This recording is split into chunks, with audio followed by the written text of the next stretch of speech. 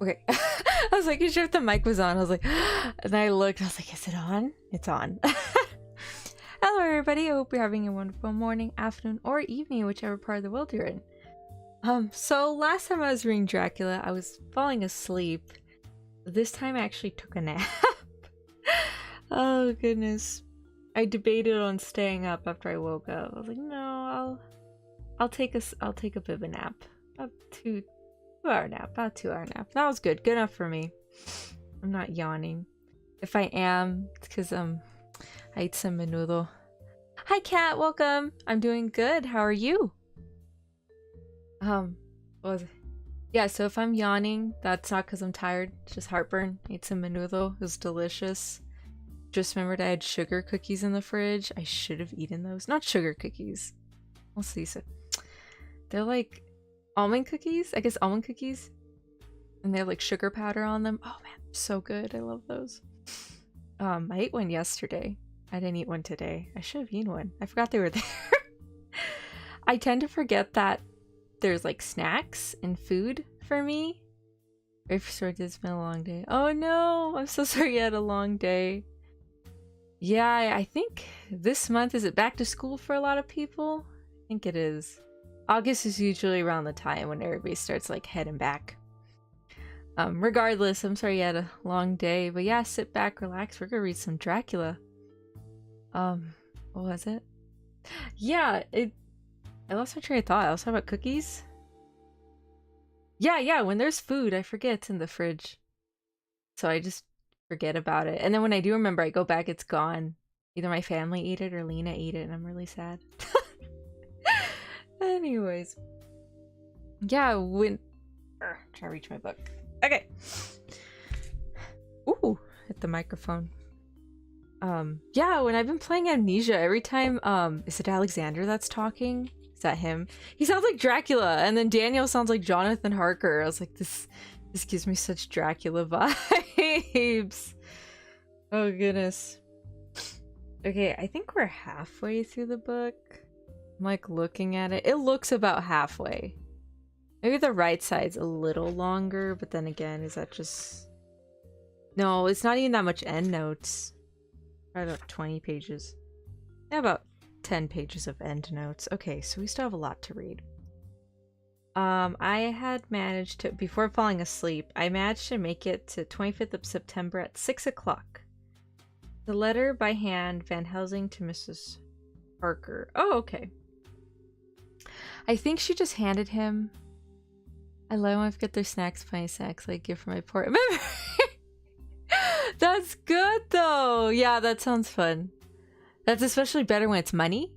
I hid some money in a book. Didn't find it till like 2 years later. And I was like, oh, I have money in here? Oh goodness. Never hide anything in your books.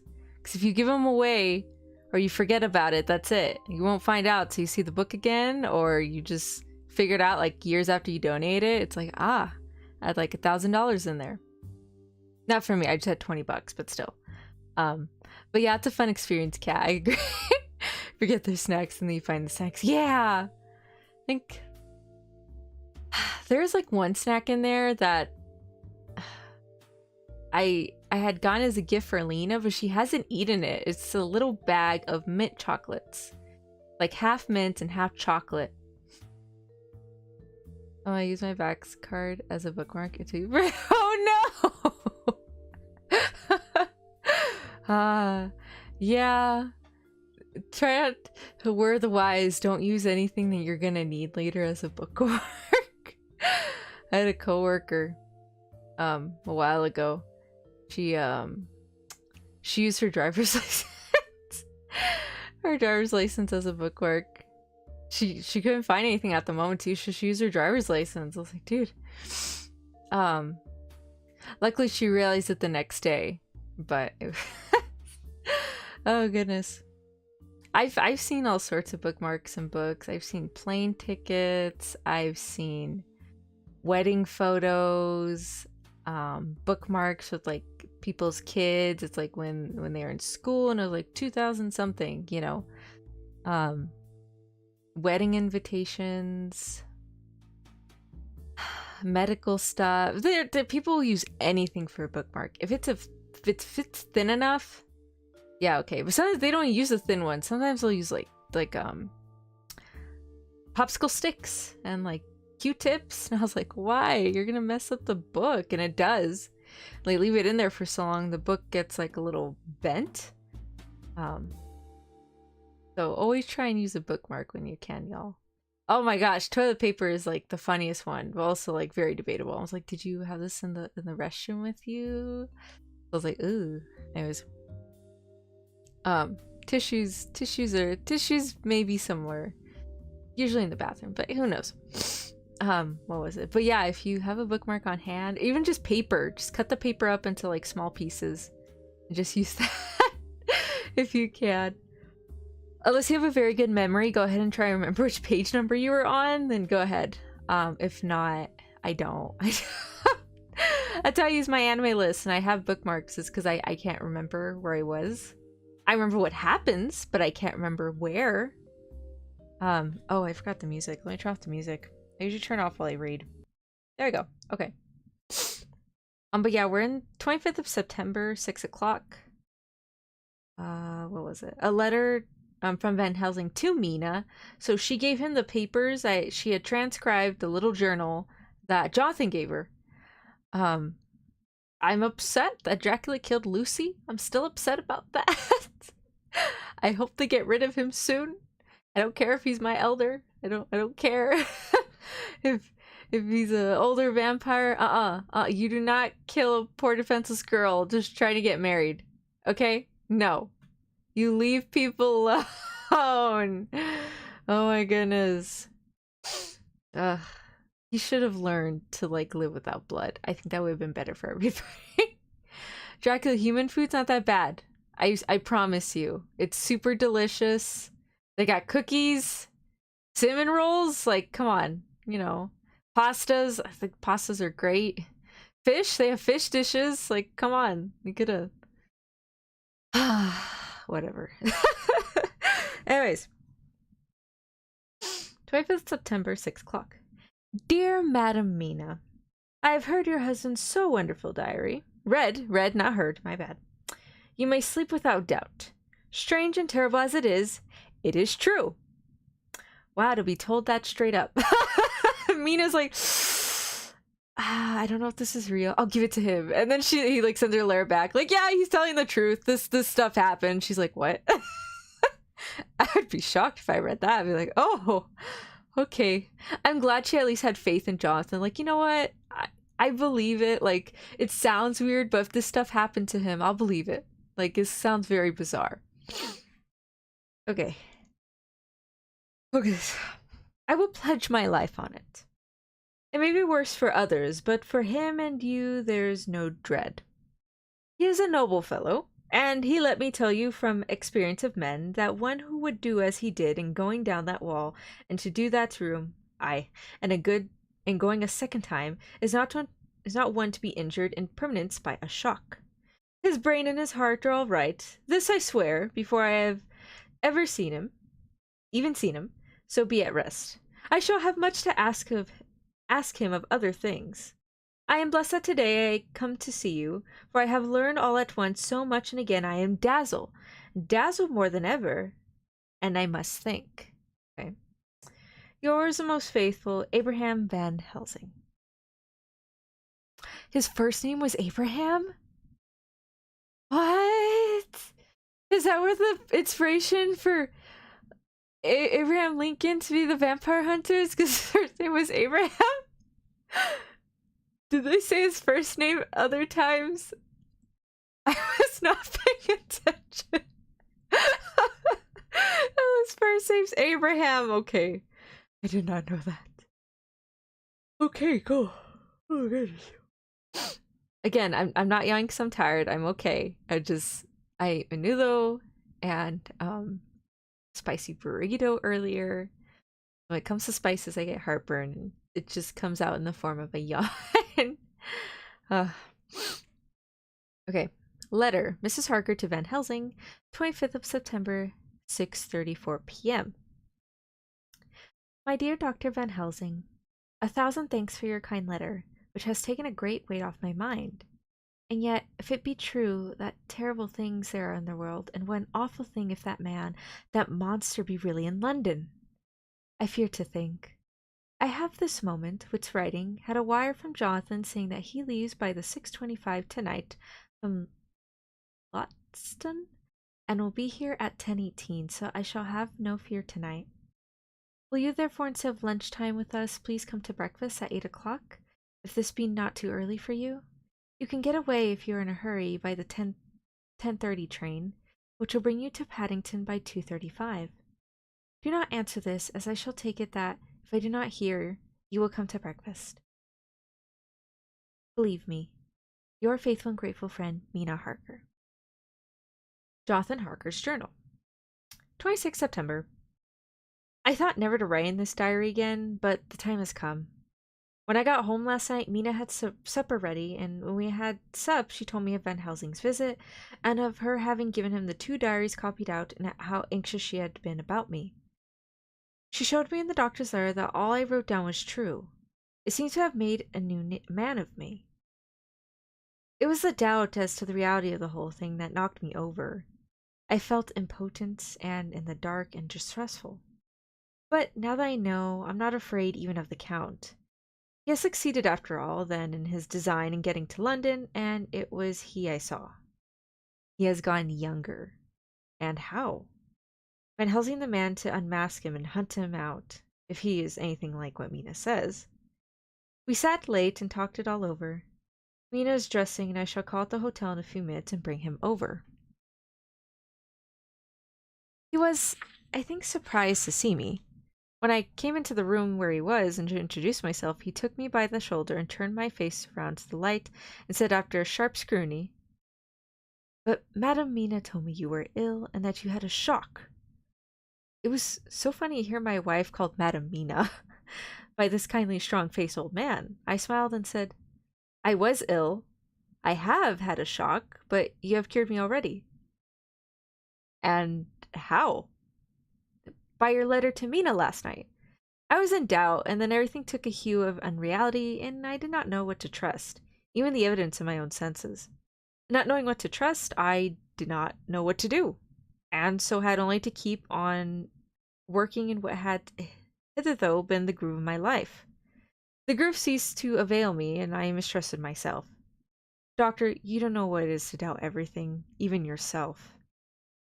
"No, you don't. You couldn't with eyebrows like yours." I don't get the joke. I don't get the eyebrow joke. Does he have thick eyebrows? I think they mentioned he had really thick eyebrows. Like Iggy. Iggy is the nickname from England, from Italia.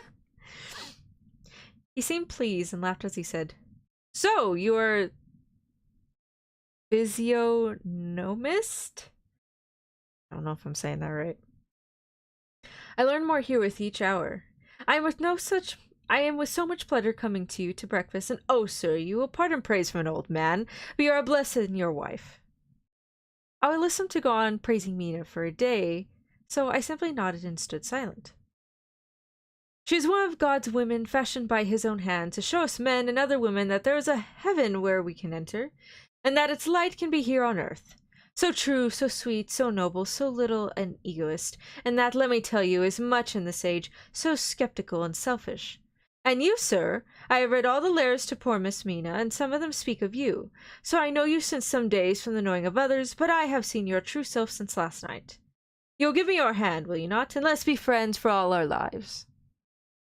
Nice. Yeah, speak up, Van Helsing. Say how much of an angel our Mina is, okay? Mina is an angel. And she'd be the best vampire hunter ever. Just saying, okay? Just want to establish that. Man, I hope Mina's okay. I think she will. I think her and Jonathan will be just fine. But, like, if anything happens to Mina, I'm gonna raise hell. Okay. We shook hands, and he was so earnest and so kind that it made me quite choky. "And now," he said, "may I ask you for some more help? I have a great task to do, and at the beginning is to know. You can help me here. Can you tell me what went before you going to Transylvania? Later on I may ask more help, and of a different kind, but at first this will do." Look here, sir, I said. Does what you have to do concern the Count? Oh, hello. Hello, Ara Ara Sayonara. Oh, I love your name. That's so cool. Hello, welcome. I like that. Very, very clever. Okay, what was it? Oh, look here, sir, I said. Does what you have to do concern the Count? It does, he said solemnly. Then I am with you heart and soul. As you go by the 10:30 train, you will not have time to read them, but I shall get the bundle of papers. You can take them with you and read them in the train. After breakfast, I saw him to the station. When we were parting, he said, Perhaps you will come to town if I send to you and take Madame Mina too. We shall both come when you will, I said. I had got him the morning papers and the London papers of the previous night, and while we were talking at the carriage window, waiting for the train to start, he was turning them over. His eyes suddenly seemed to catch something in one of them. The Westminster Gazette? I knew it by the color, and he grew quite white. He read something intensely, growing to himself. Okay, this is in German. Mein Gott, so soon, so soon. I do not think he remembered me at that moment. Just then the whistle blew and the train moved off. This recalled him to himself, and he leaned out the window and waved his hand, calling out, Love to Madame Mina, and I shall write as soon as ever I can. That is strange phrasing I would never use. Ooh, Dr. Seward's diary. We're back with him. 26th of September. Truly, there's no such thing as finality. Not a week since I said finis, and yet there I am starting fresh again. Or rather, going on with the same record. Until this afternoon, I had no cause to think of what is done. Renfield had become, to all intents, as sane as he ever was. He was already well ahead with his fly business, and he had just started in the spider line also, so he had not been of any trouble to me. I had a letter from Arthur written on Sunday, and from it I gather that he is bearing up wonderfully well. Quincy Morris is with him, and that is much of a help, for he himself is a bubbling well of good spirits. Quincy wrote me a line too, and from him I hear that Arthur is beginning to recover something of his old buoyancy. So as to them, all my mind is at rest. As for myself, I am settling down to my work with the enthusiasm which I used to have for it, so I might have fairly have said that the wound which poor Lucy left on me was becoming cicatrized? Probably said that wrong. Everything is, however, now reopened, and was to be the end God only knows. I have an idea that Van Helsing thinks he knows too, but he will only let out enough at time to whet curiosity. We went to Exeter yesterday and stayed there all night. Today he came back and almost bounded into the room at about 5:30, and thrust last night to Westminster Gazette into my hand. What do you think of that? He asked as he stood back and folded his arms. I looked over the paper, for I really did not know what he meant, but he took it from me and pointed out a paragraph about children being decoyed away at Hampstead. It did not convey much to me until I reached a passage where it describes small puncture wounds on their throat. Is Dracula killing children? The jerk! I have stronger words, but I'm trying to be civil here. Oh no! Oh no! Is he killing them, or is he just hurting them? My gosh, that sucks. Dracula, how much of a jerk can you get? I hate you, but you're making me hate you more with each page. An idea struck me and I looked up. Well, he said, it is like poor Lucy's. And what do you make of it? Simply that there is some cause in common. Whatever it was that injured her has injured them. I did not quite understand his answer. That is truly indirectly, but not directly. How do you mean, Professor? I asked. I was a little inclined to take his seriousness lightly, for after all, 4 days of rest and freedom from burning, hurrying anxiety does help to restore one's spirit. But when I saw his face, it sobered me. Never in the midst of our despair about poor Lucy had he looked more stern. Lucy that's killing the kids? Oh no. Wait, so how does it work when you become a vampire? Do you like become a different person? Or is it like, yeah, how's that work? Is it like a new soul? Is souls even a thing in this book? Or do you just become a new person? Like how does that work? I'm a bit confused. Oh man, it might be Lucy. It might be Lucy. Oh no. Hi Duke, welcome. Currently reading Dracula. Yee. Oh my gosh, I think it's Lucy. It might be Lucy. I thought it was Dracula, but I was like, I don't know. And then he kind of gave Seward a look. It's like, oh no, is it Lucy? Is Lucy hurting the children? But I don't know if it's Lucy or if it's just something in her body that's hurting the children. Not too sure. We shall see, we shall see. Tell me, I said. I can hazard no opinion, I do not know what to think, and I have no data on which to found a conjecture. Do you mean to tell me, friend John, that you have no suspicions as to what poor Lucy died of? Not after all the hints given, not only by events, but by me? Of nervous prostration following a great loss or waste of blood. And how is the blood lost or wasted? I shook my head. He stepped over and sat down beside me and went on. You're a clever man, friend John. Your reason well and your wit is bold, but you are too prejudiced. You not let your eyes see nor your ears hear, and that which is outside your daily life is not of account to you. Do you not think that there are things which you cannot understand, and yet which are that some people see things that others cannot? But there are things old and new which must not be contemplated by men's eyes, because they know, or think they know, some things which other men have told them.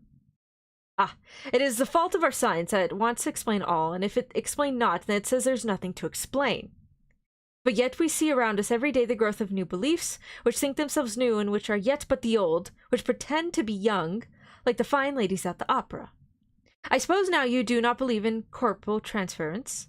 No. Nor in materialization? No. Nor in astral bodies? No. Nor in the reading of thought? No. Nor in hypnotism? Yes, I said.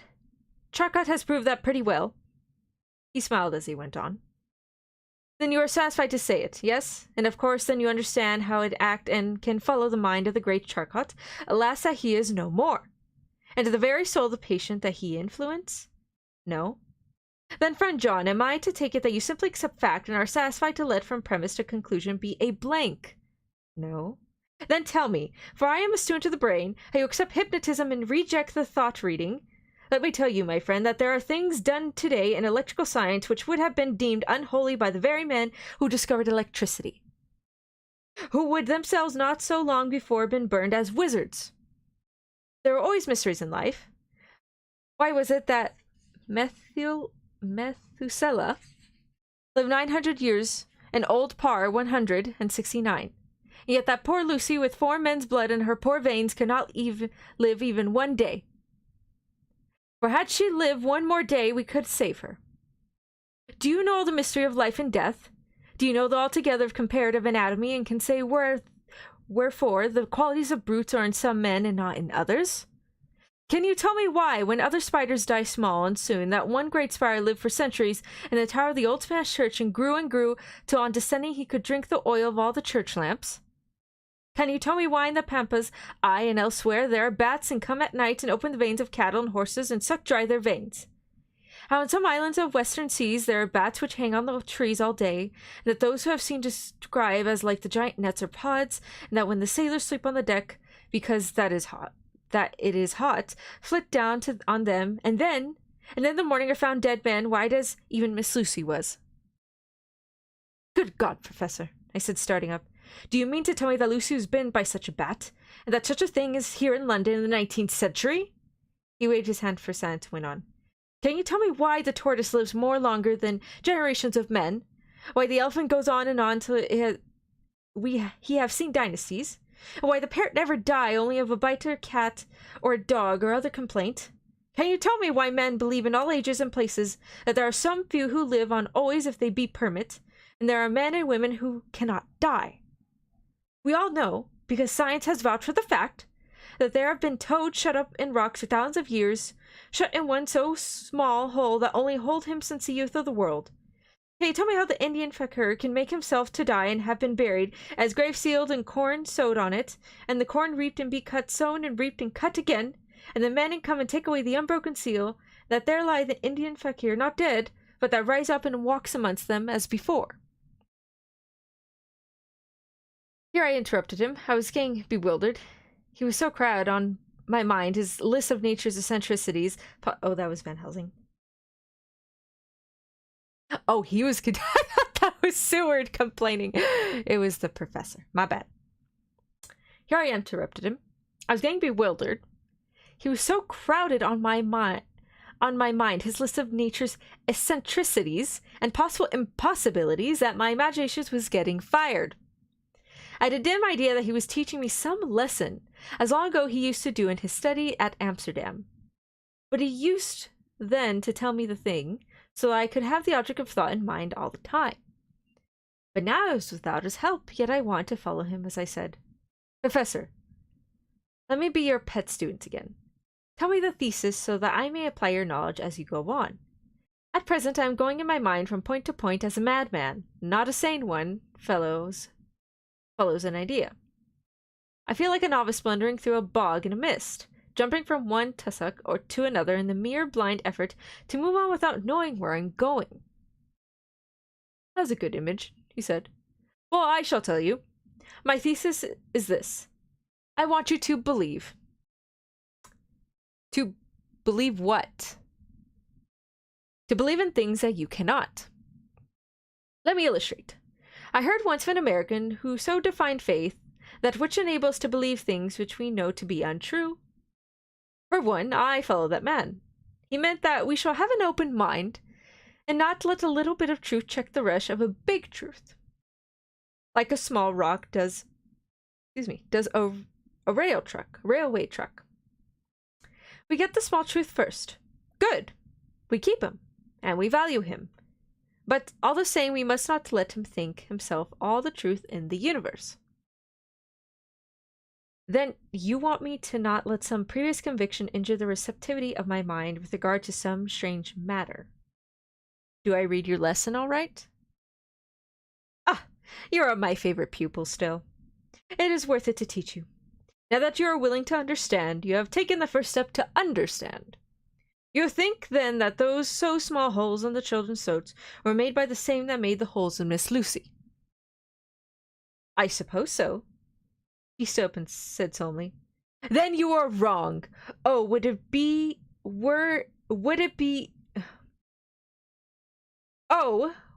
were so, but alas, no, it is worse.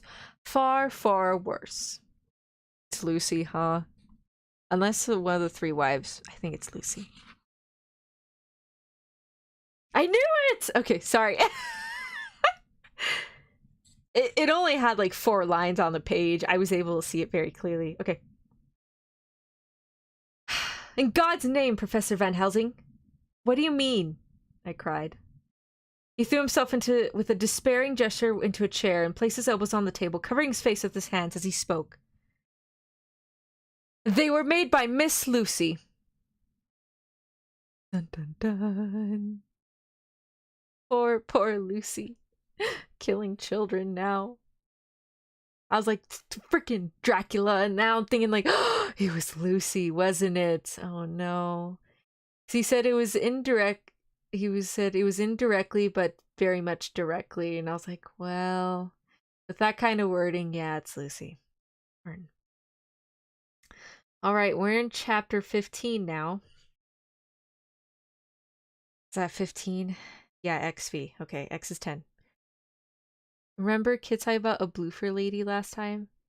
That's supposed to be how a child would say beautiful woman. Took me years to Oh!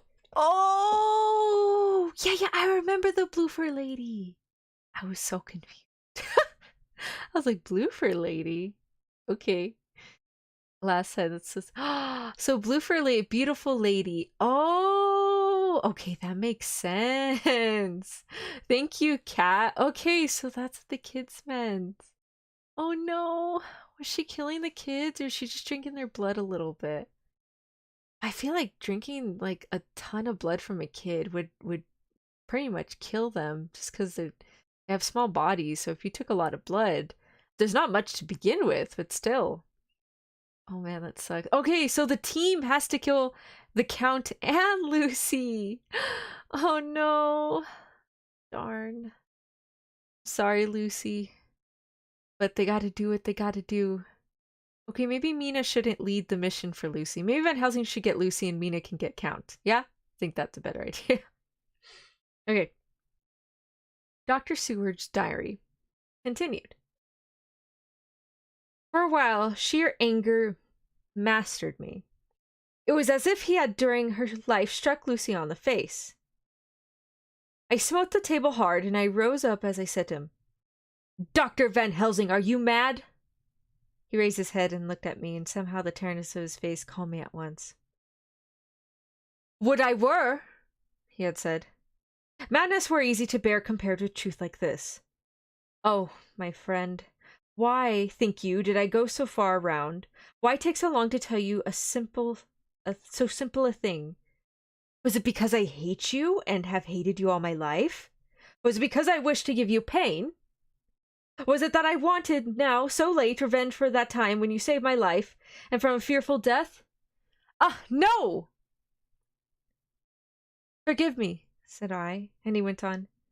My friend, it was because I wished to be gentle in the breaking to you. For I know you have loved that so sweet lady. But even yet I do not expect you to believe.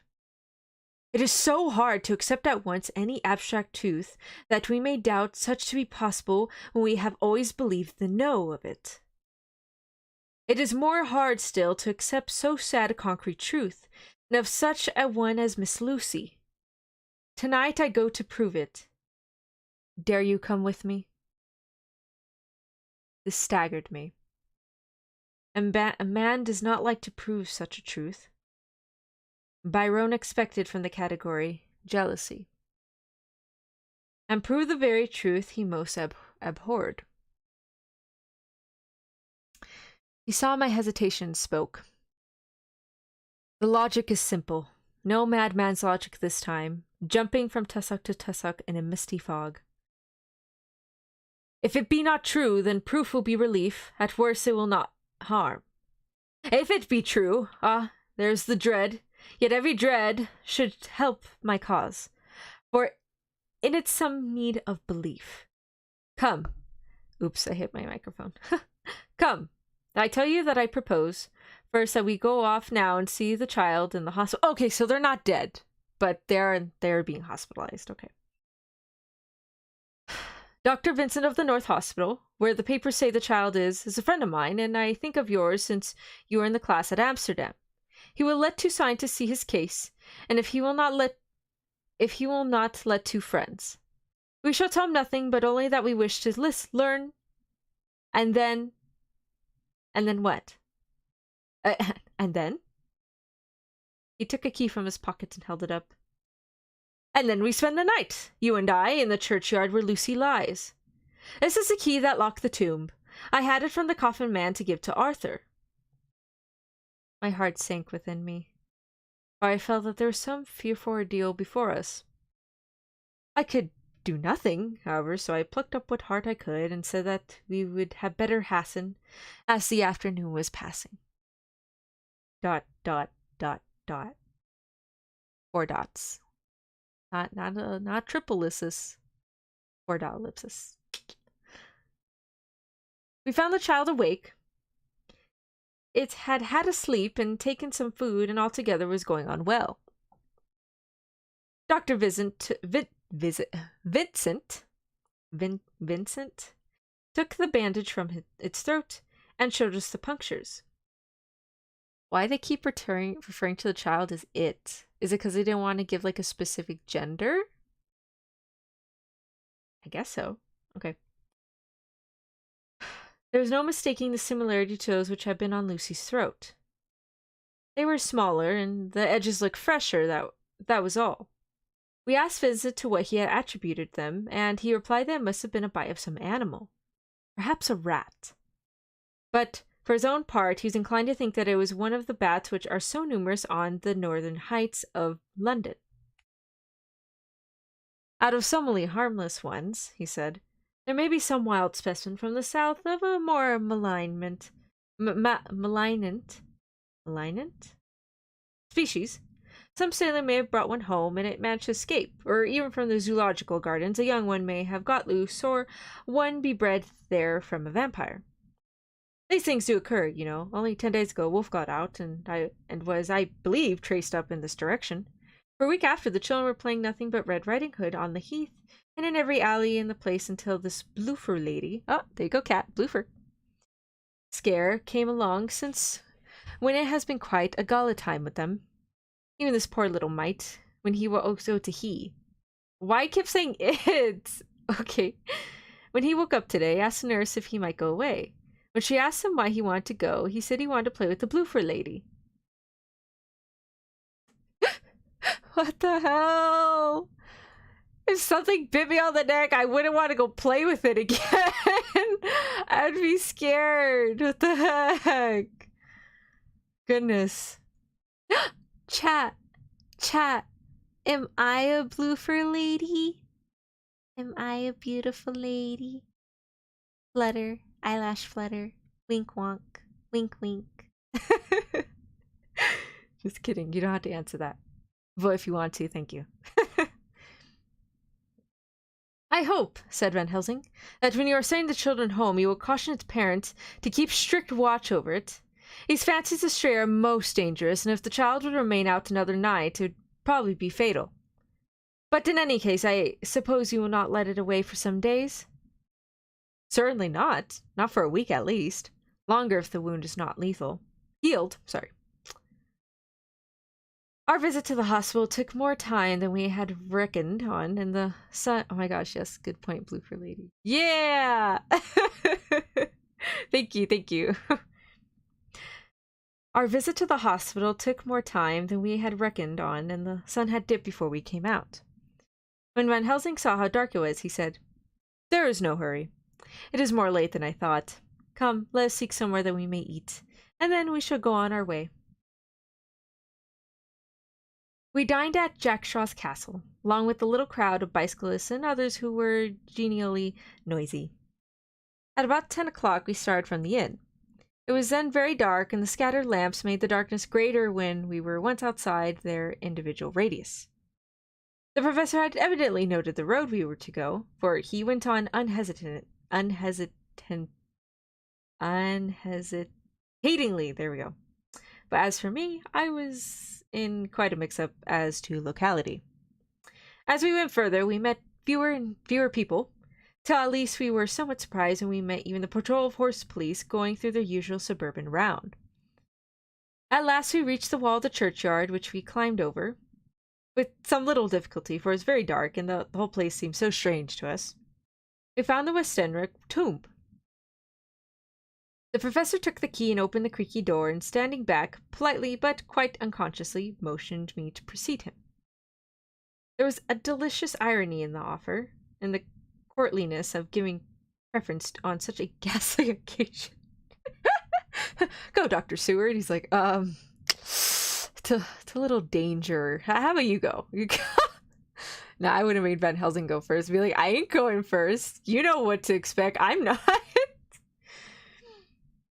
My companion followed me quickly and cautiously drew the door to, after carefully ascertaining the lock was a falling and not a spring one. In the latter case, we should have been in a bad plight. Then he fumbled in his bag, taking out a matchbox and a piece of candle. Proceeded to make a light. The tomb in the daytime, and when wreathed with fresh flowers, had looked grim and gruesome enough. But now, some days afterwards, when the flowers hung lank and dead, their whites turning to rust and their greens to brown, then the spider and the beetle had resumed their accustomed dominance. When time disclosed stone, and dust-encrusted mortar, and rusty dank iron, and tarnished brass, and clouded silver plating gave back the feeble glimmer of a candle, the effect was more miserable and sordid than could have been imagined. I conveyed irresistibly the idea that life, animal life, is not the only thing which could pass away. Van Helsing went about his work systematically, holding his candle so he could read the coffin plates, and so holding it was the sperm dropped in white patches which congealed as they touched the metal. He made assurance of Lucy's coffin, another search in his bag, and he took out a turn screw. "What are you going to do?" I asked. "To open the coffin. You shall yet be convinced." Straight away, he began taking out the screws and finally lifted off the lid, showing the casing of lead beneath. The sight was almost too much for me. It seemed to be as much as an affront to the dead as it would have been to have stripped off her clothing and her sleep was living. I actually took a hold of his hand to stop him. He only said, "You shall see," and again, fumbling in his bag, took out a tiny fret saw, striking the turn screw through the lead with a swift downward stab, which made me wince. He made a small hole, which was, however, big enough to admit the point of the saw. I'd expected a rush of gas from the weak old corpse. We doctors, who have had to study our dangers, had to become accustomed to such things, and I drew back towards the door, but the professor never stopped for a moment. He sawed down a couple of feet along one side of the lead coffin, and then across and down the other side. Taking the edge of the loose flange, he bent it back towards the foot of the coffin and was holding up the candle with the aperture, motioned me to look. I drew near and looked. The coffin was empty. Dun dun dun. It was certainly a surprise to me, and it gave me a considerable shock, but Van Helsing was unmoved. He was now more than sure than ever of his ground, and so emboldened to proceed in his task. "Are you satisfied now, friend Jonathan?" he asked. I felt all the dogged argumentativeness of my nature awake within me as I answered him. "I am satisfied that Lucy's body is not in that coffin, but that only proves one thing." "And what is that, friend John?" "That it is not there." "That is good logic," he said, "so far as it goes, but how can you account for not being there?" "Perhaps a body snatcher," I suggested. "So the Undertaker's people may have stolen it." I felt that I was speaking folly, and yet it was the only real cause which I could suggest. The professor sighed. "Ah, well," he said, "we must have more proof. Come with me." He put on the coffin lid again and gathered up all his things and placed them in the bag, blew out the candle and placed the candle also in the bag. He opened the door and went out. Behind us, we closed the door and locked it. He handed me the key, saying, "Will you keep it? You had better be assured." I laughed. It was not a very cheerful laugh. He's like, I am bound to say, as I motioned him to keep it, "The key is nothing," I said. "There may be duplicates, and anyhow it is not difficult to pick a lock of that kind." He said nothing, but put the key in his pocket. Then he told me to watch at once the side of the courtyard which he could watch the other. I took my place behind a yew tree, and I saw his dark figure move until the intervening headstones and trees hid it from sight. It was a lovely vigil. Just after I had taken my place, I heard a distant clock strike 12, and in time came 1 or 2 and 2. I was chilled and unnerved, and angry with the professor for taking me on such an errand with myself for coming. He's like, "Damn it, I can't believe I'm like sitting out here in the middle of the night just freezing my ass off." He's like, "I'm more upset that I actually agreed to it." It's okay, Dr. Seward, you're gonna see in a moment." I was too cold and too sleepy to be keenly observant, and not sleepy enough to betray my trust, so altogether I had a dreary, miserable time. Suddenly, as I turned around, I thought I saw something, like a white streak, moving between 2 dark yew trees at the side of the churchyard, farthest from the tomb. At the same time, a dark mass moved from the professor's side of the ground, and hurriedly went towards it. Then I too moved, but I had to go around the headstones and railed off tombs, and I stumbled over graves. The sky was overcast, and somewhere far off an early cock crew. A little way off, beyond a line of scattered juniper trees which marked the pathway to a church, a white dim figure flitted in the direction of the tomb. The tomb itself was hidden by trees, and I could not see where the figure disappeared. I heard the rust of actual movement where I had first seen the white figure, and coming over found the professor holding in his arms a tiny child. When he saw me, he held it out to me and said, "What the fuck? Why would he ask this?" Held it out to me and said, "Are you satisfied now?" No, I said in a way I felt aggressive. Do you not see the child? Yes, it is a child, and who brought it here? And is it wounded? I asked. We shall see, the professor said. With no impulse, he took our way out of the churchyard. He carried the sleeping child. We had got some little distance away. He met into a clump of trees and struck a match and looked at the child's throat. It was without a scratch or scar of any kind. Was I right? I asked triumphantly. We were just in time, said the professor thankfully. We had now decided what we were to do with the child, and so consulted about it. If we were to take it to the police station, we should have to give some account of our movements during the night. At least we should have had to make some statement to how we had come to find the child. So finally we decided that we would take it to the heath, and when we heard a policeman coming, we would leave it where he could. We're not taking responsibility. Just go wait till we see a cop, leave the kid, cop will find him, we're good. Oh, man. We went seek our way home as quickly as we could. All fell out well. At the edge of the Hampstead Heath, we heard a policeman's heavy tramp, and laying the child on the pathway, we waited and watched until he saw it, and he flashed his lantern to and fro. We heard an exclamation of astonishment, and then we went away silently. By good chance, we got a cab near the Spaniards and drove to town. I cannot sleep, so I make this entry, but I must try to get a few hours of sleep, as Van Helsing is to call for me at noon. He insists I shall go with him on another expedition. 27th of September. It was 2 o'clock before we found a suitable opportunity for our attempt. The funeral held at noon was all completed, and the last stragglers of the mourners had taken themselves lazily away. When looking carefully from behind a clump of alder trees, we saw the sexton lock the gate after him. We knew then that we were safe until morning, did we desire it, but the professor told me that we should not want more than an hour at most. Van Helsing is so matter-of-fact and to the point. I know, he's working on like a whole other mindset, and he's still trying to convince John. John's here like, okay, like something's up. I'm not gonna admit it, but something's up. And Van Helsing's like, see, I'm right. I'm just trying to show you so we can like be on the same page here. He's like, but I'm still gonna be mindful of like my gratefulness towards the situation.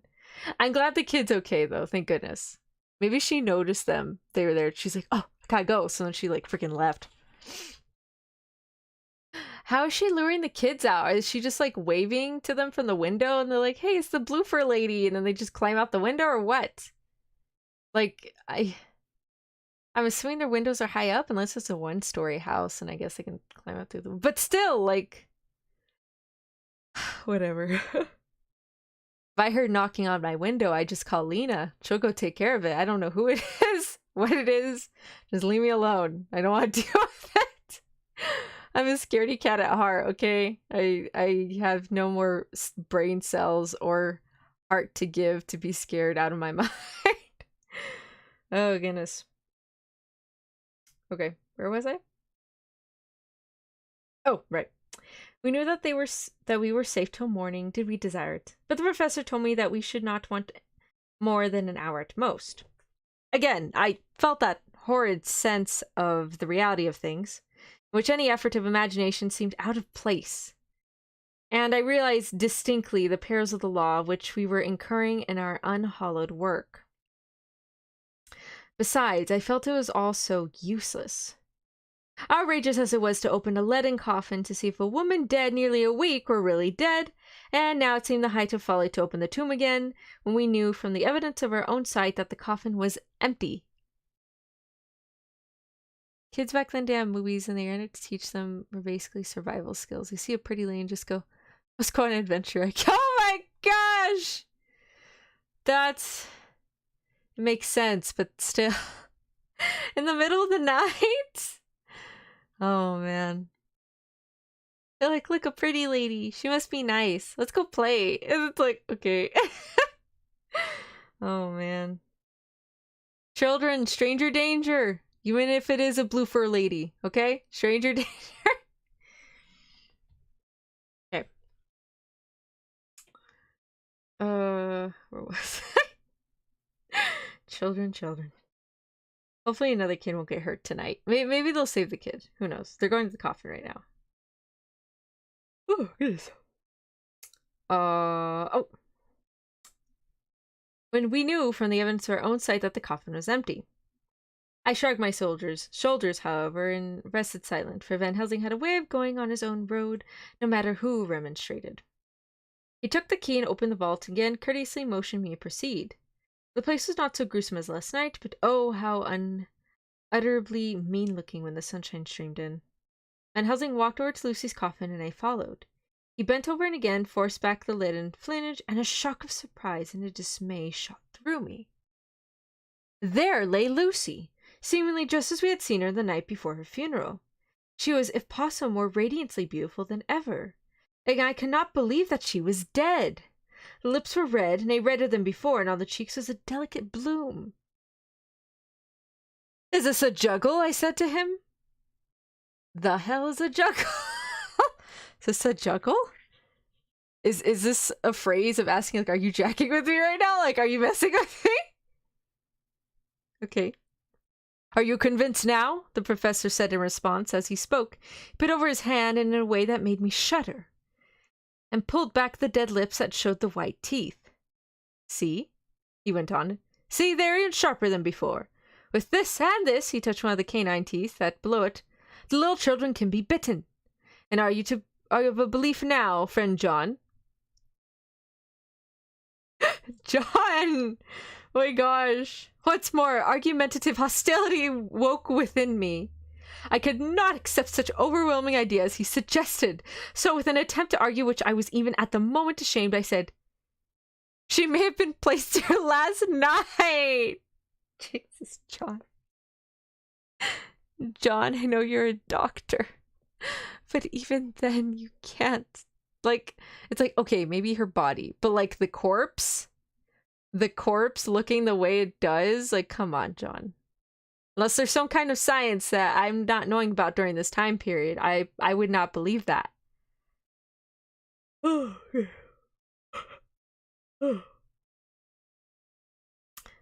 Indeed. That is so, and by whom? I don't know. I do not know. Someone has done it. Yet she has been dead 1 week. Most people's in that time would not look so. I had no answer for this, so I was silent. Van Helsing did not seem to notice my silence. At any rate, he showed neither chagrin nor triumph. He was looking intently at the face of the dead woman, raising his eyelids and looking at the eyes, and once more opening the lips and examining the teeth. Then he turned to me and said, "Here, there's one thing which is different from all the recorded here is some dual life that is not as the common. She was bitten by the vampire when she was in a trance, sleepwalking. Oh, you do not know that, friend John. But you shall know it all later. And in the trance you could be best come to take more blood. In the trance she died, and in the trance she's undead, too. So it is that she's different from the other. Usually when the undead sleep at home," as he spoke, he made a comprehensive sweep of his arm to designate what to a vampire was home. "The coffin, ta-da. Their face show that they are, but this is so sweet that was when she not undead, she go back to the nothings of the common dead. There is no malign here, see, and so it make hard that I must kill her in her sleep." This turned my blood cold. It began to dawn upon me that I was accepting Van Helsing's theories. If she were really dead, what was there of terror in the idea of killing her? He looked up at me and evidently saw the change in my face, for he said almost joyously, "Ah, you believe now?" It's like, huh? I answered, "Do not press me too hard all at once. I'm willing to accept. How will you do this bloody work?" "I shall cut off her head and fill her mouth with garlic, and I shall drive a stake through her body." It made me shudder to think of so mutilating the body of the woman who I had loved. And yet the feeling was not as strong as I had expected. I was in fact beginning to shudder at the presence of this being, this undead, as Van Helsing called it, and to loathe it. Is it possible that love is all subjective, or all objective? I waited a considerable time for Van Helsing to begin, but he stood as if wrapped in thought. Presently he closed the latch of his bag with a snap and said, "I've been thinking, and I've made up my mind as to what is best. If I did simply follow my inclining, I would do now, at this moment, what is to be done. But there are other things to follow, and things that are 1,000 times more difficult in that them we do not know. This is simple. She have yet no life taken, though that is of time, and to act now would be to take danger from her forever. But then we may have to want Arthur, and how shall we tell him of this? If you who saw the wounds on Lucy's throat, and saw the wound so similar on the child at the hospital, if you who saw the coffin empty last night, and full of today with the wound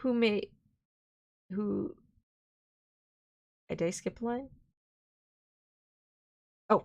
If you who saw the coffin empty last night, and full today with the woman who have not changed only to be more rose and more beautiful in a whole week after she died, if you know of this, and know of the white figure last night that brought the child to the churchyard, and yet of your own senses you did not believe, how then can I expect Arthur, who know none of those things, to believe? He doubted me when I took him from her kiss when she was dying.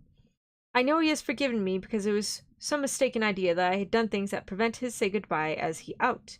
And he may think that in some more mistaken idea this one was buried alive, and that in most mistake of all we have killed her. He will then argue back that if it is we, mistaken ones, have killed her by our ideas, and so he will be much unhappy always. Yet he never can be sure. And that is the worst of all, and he will sometimes think that she he loved was buried alive, and that will paint his dreams with horrors of what she must have suffered. And again he will think that he may be right, and that this so beloved was after all an undead. No, I told him once, and since then I learned much. Now since I know it is all true 100,000 times more, do I know that he must pass through the bitter waters to reach the sweet. He, poor fellow, must have 1 hour that will make the very face of heaven grow black to him, then we can act for good all around and send him peace. My mind is made up. Let us go. You return home for tonight to your asylum, and see that all be well. As for me, I shall spend the night here in this churchyard in my own way. Tomorrow night you will come to me at the Berkeley Hotel at 10 o'clock at night. At 10 o'clock. I shall send for Arthur to come too, and also that so fine young man of America with you that gave his I shall send for Arthur to come too, and also that so fine young man of America that gave his blood. Later we shall all have work to do. I come with you so far as Piccadilly, and there dine, for I must be back here before the sunset. So we locked the tomb and came away, and got the wall. I'm like thumbling. So we locked the tomb and came away, got over the wall of the churchyard, which is not much of a task, drove back to Piccadilly. Note left by Van Helsing in his portmanteau, Berkeley Hotel, directed to John Seward, M.D. Not delivered. 27th of September. Friend John. I write this in case anything should happen. I go alone to watch in that churchyard. It pleases me that the undead, Miss Lucy, shall not leave tonight, and that so on the morrow night, she may be more eager. Therefore I shall fix some things she likes, not garlic and crucifix, and so seal up the door of the tomb. She likes not. Oh, she likes not. Okay. She is young as undead, and will heed. Moreover, these are only to prevent her coming out. They may not prevail on her wanting to get in, for then the undead is desperate and must find the line of at least resistance, whatsoever it may be. I shall be at hand all the night from sunset till after the sunrise, and if there be aught that may be learned, I shall learn of it. For Miss Lucy, or from her, I have no fear, but that other to whom is there that she is undead. He have now the power to seek her tomb and find shelter. He is cunning, as I know from Mr. Jonathan, and from the way that all along he have fooled us when he played with us for Miss Lucy's life, and we lost. And in many ways the undead were strong. He have always the strength in his hand of 20 men, even we 4 who gave our strength to Miss Lucy's also is all to him. Besides, he can summon his wolf, and I know not what. So, if it be that he came hither on this night, he shall find me, but none other shall until it be too late. But it may be that he will not tempt the place. There's no reason why he should. His hunting ground is more full of game than the churchyard where the undead woman sleeps, and one old man watch. Therefore I write this in case. Take the papers that are with this, the diaries of Harker and the rest, and read them, and then find this great undead, cut off his head and burn his heart, or drive a stake through it, so that the world may rest from him. If it be so, farewell. Van Helsing. I'm assuming he's fine since the letter never got delivered. I'm gonna drink some water. Where's my bookmark? Here it is.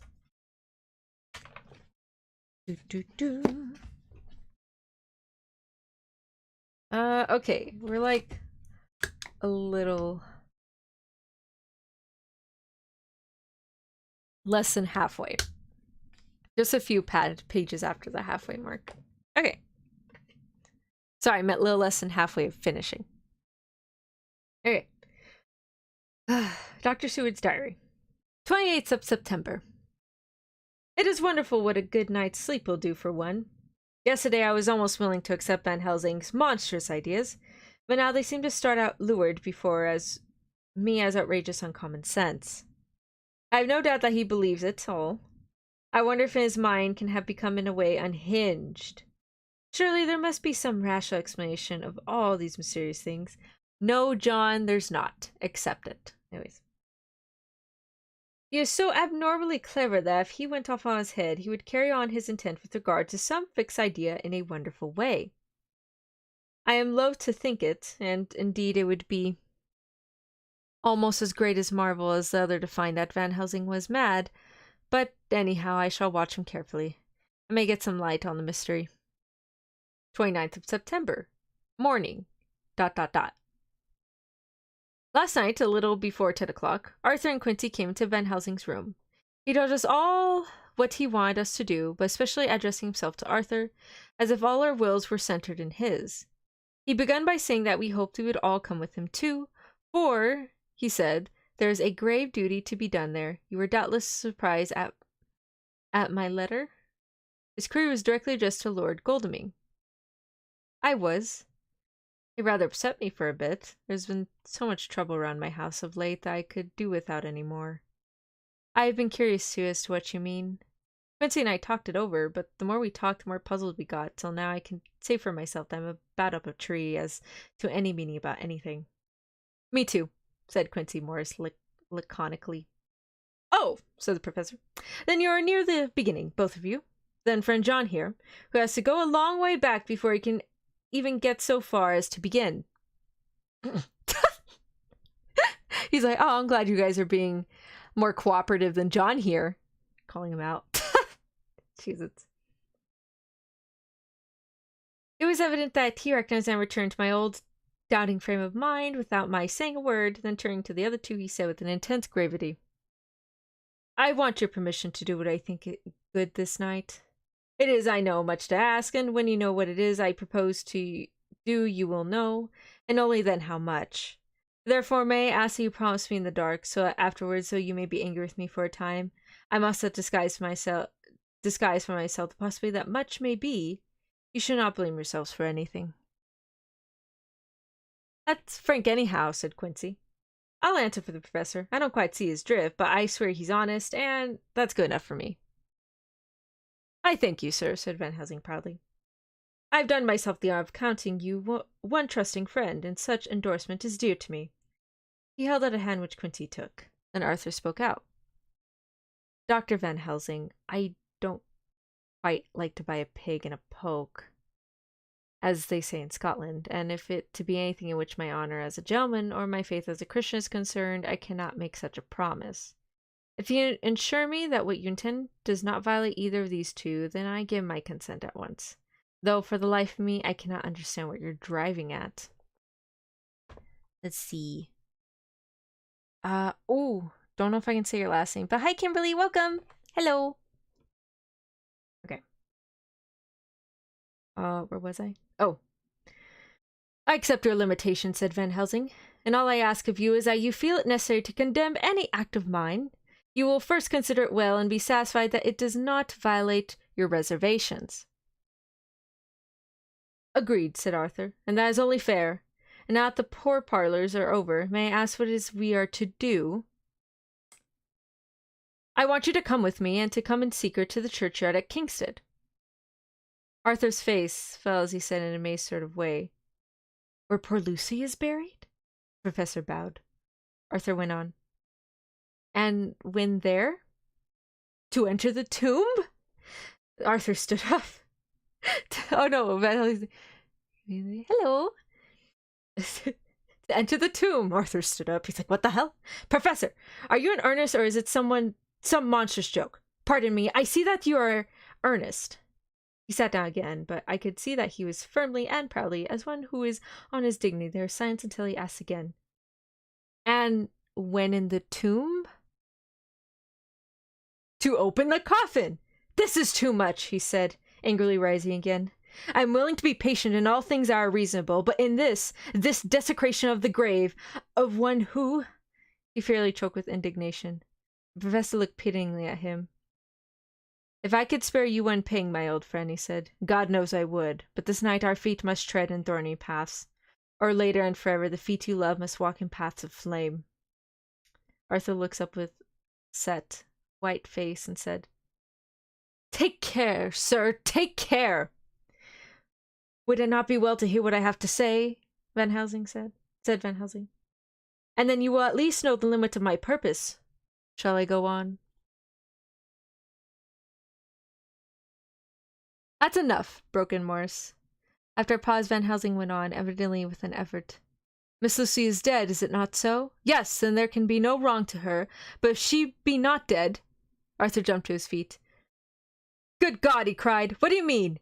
Has there been any mistake? Has she been buried alive? He groaned in English that not even hope could soften.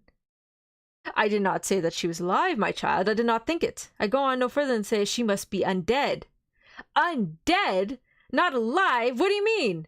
Is this all a nightmare, or what is it? There are mysteries which men can only guess at, which age by age they may solve only in part. Believe me, we are now on the verge of one, but I have not done. May I cut off the head of the dead Miss Lucy? Heavens and earth, no! Cried Arthur in a storm of passion.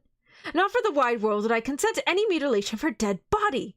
Van Helsing, you try me too far. What have I done to you that you should torture me so? What did the poor sweet girl, do that you should want to cast such a dishonor on her grave? Are you mad that speak such things, or am I mad that to listen to them?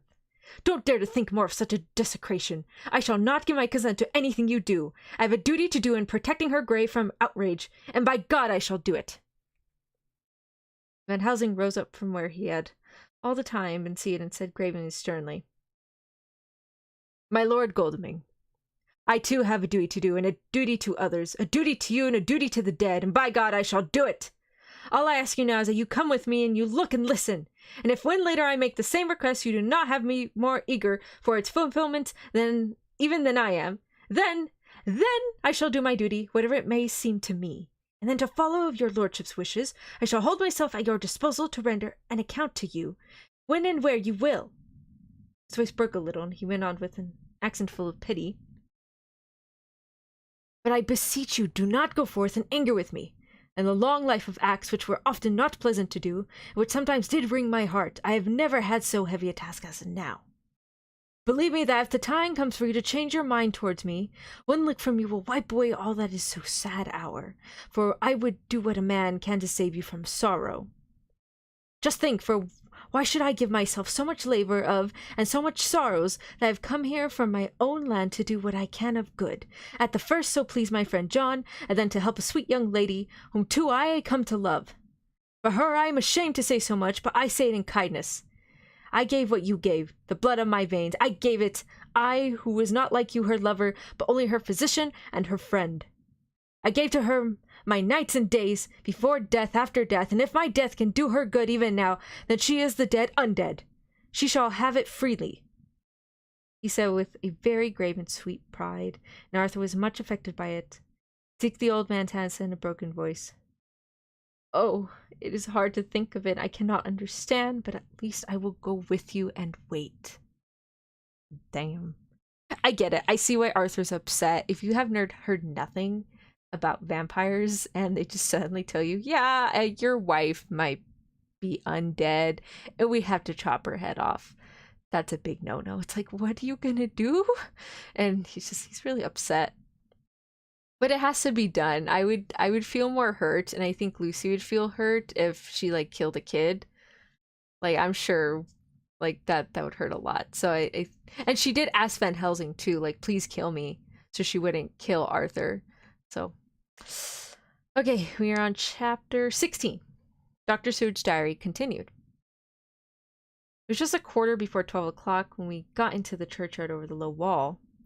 The night was dark, and with the occasional gleams of moonlight between the rents of the heavy clouds that scudded across the sky.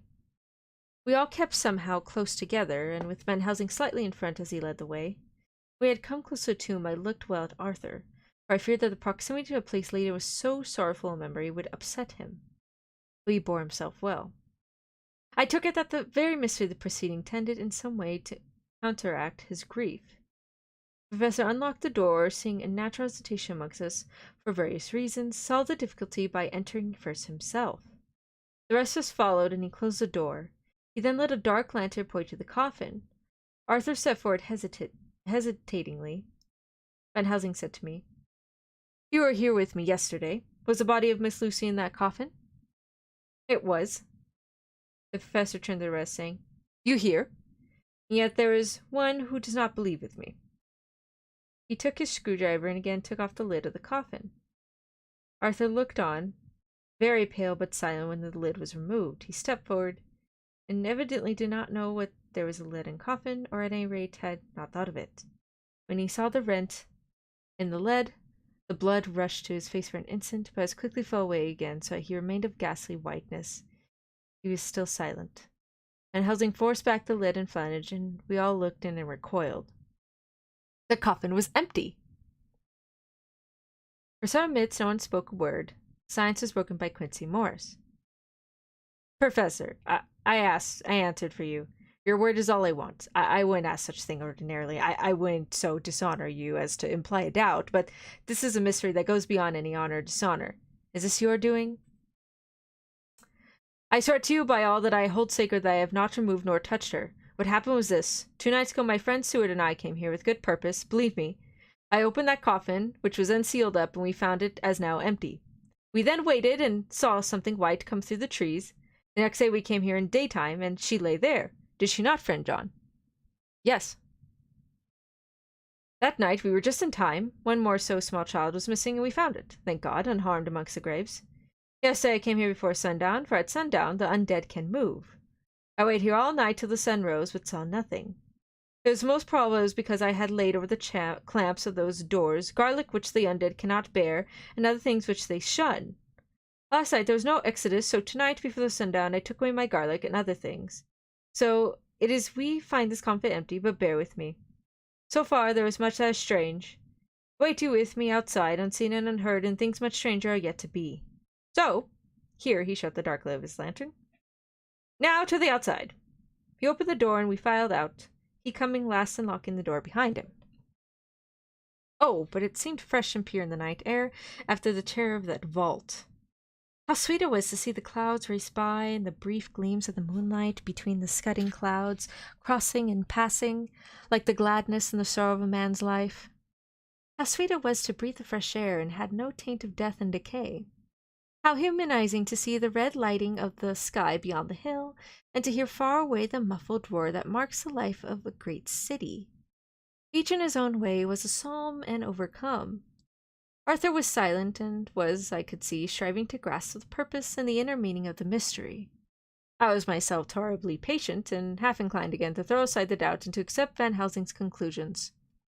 Quincy Morris was phlegmatic, in a way of a man who accepts all things, and accepts them in a spirit of cool bravery with hazard of all he has to stake. Good job, Quincy. Good job. We're on the same page with Quincy now.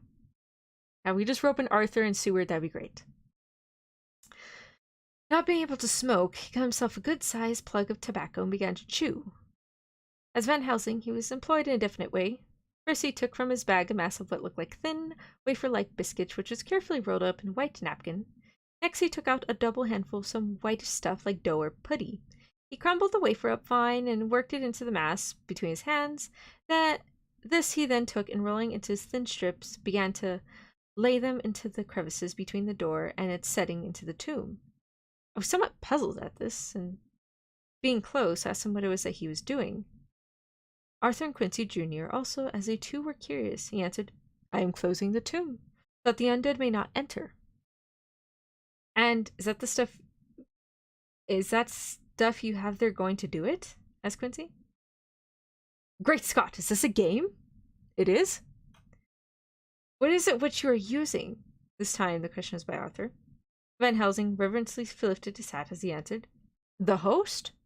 I brought it from Amsterdam. I have an indulgence. It was an answer that appalled the most skeptical of us, and we felt individually that in the presence of such an earnest purpose as the professor's, a purpose which could thus use that to him most scared of things, it was impossible to distrust. In respectful silence, we took the place assigned to us close around the tomb, but hidden from the sight of anyone approaching. I paid the others, especially Arthur. I had myself been apprenticed by my former visits to this watching horror, and yet I, who had up to an hour ago repudiated the proofs, felt my heart sink within me. Never did tombs look so ghastly white. Never did cypress or yew or juniper so seem the embodiment of funeral gloom. Never did tree or grass wave or rustle so ominously. Never did the bow creak so mysteriously, and never did the faraway howling of dogs send such a woeful presage through the night.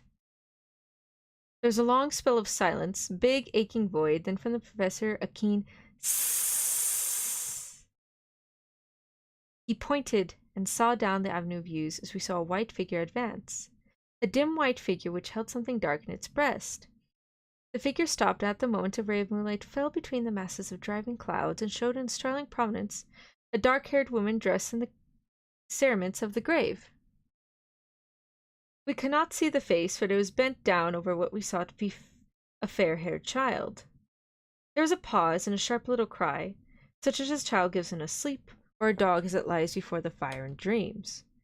We were starting forward, the professor, warning a hand, seen by us as he stood behind a yew tree, kept us back. And then as we looked at the white figure move forward, it was now near enough for us to see clearly, and the moonlight still held. My own heart grew cold as ice, and I can hear the gasp of Arthur as we recognized the feature of Lucy Westenra. Lucy, but yet how changed. The sweetness was turned to adamantine, heartless cruelty, and the purity to voluptuous wantonness.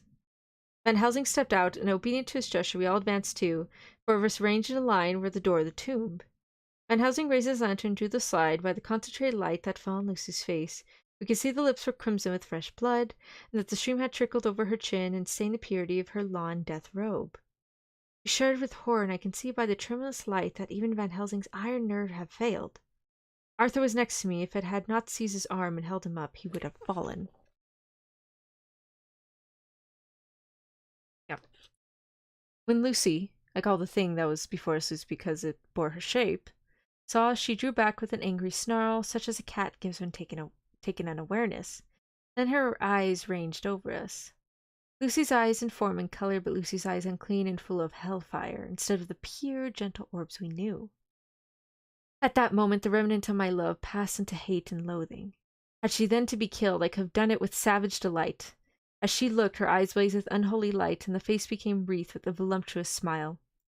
Oh God, how it made me shudder to see it! With a careless motion, she flung to the ground, callous as a devil, the child that up to now she had clutched strenuously to her breast, growling as if a dog growls over a bone. The child gave a sharp cry and lay there moaning. There was a cold blindness in the act which wrung a groan from Arthur. When she advanced to him, with outstretched arms and wanton smile, he fell back and hid his face in his hands. She still advanced, however, with a languorous, voluptuous grace, and said, "Come to me, Arthur. Leave these others and come to me. My arms are hungry for you. Come, and we can rest together. Come, my husband, come." C-O-M-E, chat. I just want to make that clear. C-O-M-E. There's something diabolically sweet in her tones, something of the tingling of glass when struck, which rang through the brains even of those who heard the words addressed to another. As for Arthur, he seemed under a spell, moving his head. I didn't say that. Moving his hands from his face, he opened opened wide his arms. She was leaping for them, when Van Helsing sprang forward and held between them his little golden crucifix. She recoiled from it with a suddenly distorted face full of rage, dashed past him as if to enter the tomb. When within a foot or two of the door, however, she stopped as if arrested by some irresistible force. Then she turned, her face to show in the clear boost of moonlight, and by the lamp, which had now no quiver from Van Helsing's iron nerves. Never did I see such baffled malice on a face. Never, I trust, shall such ever be seen again by mortal eyes. The beautiful color became livid, and the eyes seemed to throw out sparks of hellfire. The brows were wrinkled as though the folds of flesh were the coils of Medusa's snakes, and the lovely blood-stained mouth grew to an open square, as in the passion mask of the Greeks and Japanese. If ever a face met death, its looks could kill. We saw it at that moment. And so for the full half-minute, which seemed an eternity, she remained between the lifted crucifix and the sacred closing of means of entry. Van Helsing broke the silence by asking Arthur, "Answer me, O my friend. Am I to proceed in my work?" Arthur threw himself on his knees and hid his face in his hands as he answered, "Do as you will, friend. Do as you will. There could be no horror like this ever any more." And he groaned in spirit. Quincy and I simultaneously moved towards him and took his arms. We could hear the click of the closing lantern as Van Helsing held it down. Coming close to the tomb, he began to remove from the chink some of the sacred emblem which he had placed there. We all looked on horrified amazed as we saw, when he stood back in the wound with a corporal body as real as the moment as our own, passing through the interstice where scarce a knife blade could have gone. We all felt a glad sense of relief when he saw the professor calmly restoring the strange putty on the edge of the door.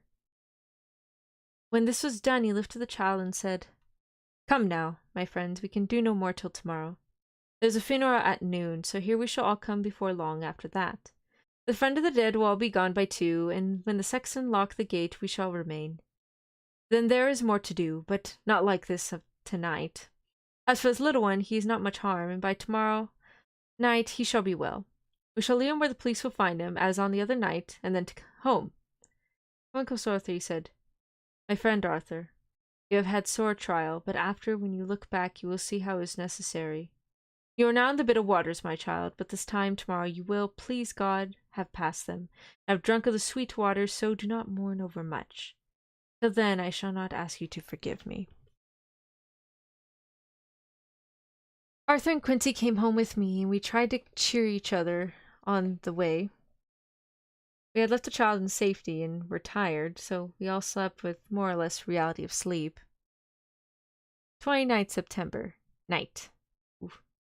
I just saw a mosquito. The true bloodsucker of the world. Where you at, mosquito? Come at me. I will smack you. It'll be your last meal. It's gone. Oh, I'll get a fly swatter later. A little before 12 o'clock, we three, Arthur, Quincy, Morris, and myself, called for the professor. It was odd to notice that by common consent, we had all put on black clothes. He's like, "Yeah, we should probably just blend into the night. Become Batman." Just kidding. Of course, Arthur wore black, for he was in deep mourning, but the rest of us wore it by instinct. We got to the graveyard by 1:30 and strolled about, keeping out of official observation, so that when the gravediggers had completed their task, and Sexton, under the belief that everyone had gone, had locked the gate, we had the place all to ourselves. Van Helsing said his little black bag had with him a long leather one, something like a cricketing bag, which was manifestingly of fair weight. When we were alone and had heard the last of the footsteps die out up on the road, we silently, as if by ordered intention, followed the professor to the tomb. He unlocked the door and we entered, closing it behind us. Then we took from his bag the lantern which he lit, also 2 wax candles, which when lighted he stuck, by melting their own ends on other coffins so that they might have light sufficient to work by. When he again lifted the lid of Lucy's coffin, we all looked, Arthur trembling like an aspen, and saw the body lay there, all its death beauty. But there was no love in my own heart, nothing but loathing for the foul thing which had taken Lucy's shape without her soul. I could see even Arthur's face grow hard as he looked. Presently he said to Van Helsing, "Is this really Lucy's body, or only a demon in her shape?" "It is her body, and yet not it. But wait a while, and you shall see her as she was, and is."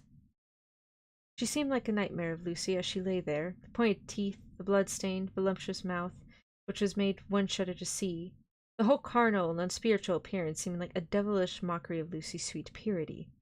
Van Helsing, in his methodical manner, began taking the various contents from his bag, placing them ready for use. First he took out a soldering iron and some plumbing solder, and then a small oil lamp which gave out, when lit in a corner of the tomb, gas, which burned a fierce heat with a blue flame.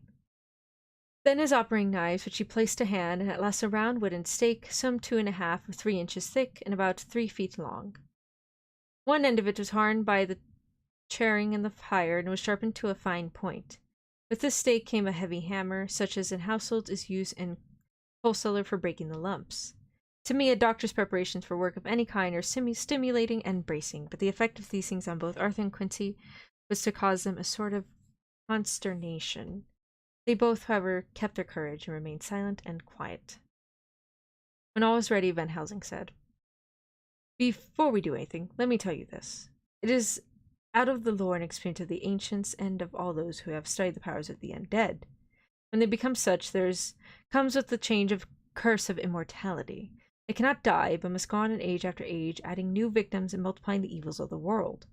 For all that die from the preying of the undead become themselves undead, and prey on their kind. And so the circle goes on ever widening, like at the ripples from a stone thrown in the water. Friend Arthur, if you had met that kiss which you know of before Lucy died, or again last night when you opened your arms to her, you would in time, when you had died, have become Nosferatu. As I call it in Nosferatu? I feel like I've heard people say this word, and I think I'm saying it right. Maybe I'm not. As I call it in Eastern Europe, and would at all times make more of those undead that so have filled us with horror. The career of this so unhappy dear lady is but just begun. Those children whose blood she sucked are not as yet so much the worse, but if she live on, undead, more and more they lose their blood, and by her power over them they come to her, and so she draw their blood with that so wicked mouth. But if she dies in truth, then all cease, the tiny wounds of throats disappear, and they go back to their plays, unknowing ever of what has been. But of the most blessed of all, when this now undead be made to rest as true dead, then the soul of the poor lady whom we love shall again be free. Instead of working wickedness by the night and growing more debased in the assimilation of it by day, she shall take her place with the other angels. So that, my dear friend, it would be a blessed hand for her that she shall strike the blow as sets her free." Okay. "To this I am willing, but is there none amongst us who has a better right? Will it be no joy to think of hereafter in the silence of the night when sleep is not? In my hands that sent her to the stars, it was the hand of him that loved her best, the hand that all she would herself have chosen had it been to her to choose. Tell me if there be such one amongst us." He looked at Arthur. He saw too what we all did. The infinite kindness was suggested that his should be the hand which would restore Lucy to us as a holy and not an unholy memory. He stepped forward and said bravely, though his hand trembled and his face was pale as now, "My true friend, from the bottom of my heart, I thank you. Tell me what I am to do, and I shall not falter." And Helsing laid a hand on his shoulder and said, "Brave lad! A moment's courage and it is done. The stake must be driven through her. It will be a fearful ordeal, be not deceived in that, but it will be only a short time. You will then rejoice more than your pain was great. From this grim tomb you will emerge as though you tread on air. Please not falter when you once have begun. Only think that we, your true friends, are around you, and that we pray for you all the time." "Go on," said Arthur hoarsely. "Tell me what I'm to do." "Take this stake in your left hand, and ready to place the point over the heart, and the hammer in your right. Then when we begin our prayers for the dead, I shall read him. I have here the book, and the others shall follow. Strike in God's name, that so all may be well with the dead that we love, and that the undead may pass away." Arthur took the stake and the hammer, and when once his mind was set on action, his hands never trembled, or even quivered. Van Helsing opened his missal and began to read, and Quincy and I followed as well as we could. Arthur placed the point over the heart, and as I looked, I could see its dint in the white flesh, when he struck with all of his might. The thing in the coffin withered, and a hideous blood-curdling screech came from the opened red lips. The body shook and quivered and twisted in wild contortions. The sharp white teeth champed together like the lips were cut, and the mouth was smeared with crimson foam. But Arthur never faltered. He looked like a figure of Thor as his untrembling arm rose and fell, driving deeper and deeper the mercy-bearing stake, whilst the blood from the pierced heart swelled and spurted up around. His face was set, and high duty seemed to shine through it. The sight of it gave us courage, to that our voices seemed to ring through the little vault. And then the withering and quivering of the body became less, and the teeth ceased to champ, and the face to quiver. Finally it lay still. The terrible task was over. The hammer fell from Arthur's hand. He reeled and would have fallen had we not caught him. Great drops of sweat sprang from his forehead, and his breath came in broken gasps. It had indeed been an awful strain on him, and had he not been forced to his task by more than human considerations, he could have never have gone through with it. For a few minutes we were so taken up with him that we did not look towards the coffin. When we did, however, a murmur of startled surprise ran from one to the other of us. We gazed so eagerly that Arthur rose, for he had been seated on the ground, and came and looked too. And then a glad, strange light broke over his face and dispelled altogether the gloom of horror that lay upon it. There in the coffin lay no longer the foul thing that we had so dread and grown to hate, that the work of her destruction was yielded as a privilege to the one best entitled to it. But Lucy, as we had seen in her life, with her face of unquelled sweetness and purity. True that there was there, as we had seen in them in life, the traces of care and pain and waste, but these were all dear to us, for they marked her true to what we knew. One and all we felt that the holy calm that lay like sunshine over the wasted face, and from what was only an earthly token and symbol the calm that was to reign forever. Van Helsing came and laid his hand on Arthur's shoulder and said to him, "And now, Arthur, my friend, dear lad, am I not forgiven?"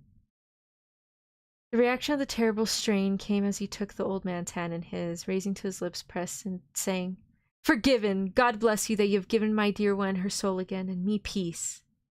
Put his hands on the professor's shoulder, laying his head on his breast, cried for a while silently, whilst he stood unmoving. When he raised his head, Van Helsing said to him, "And now, my child, you may kiss her.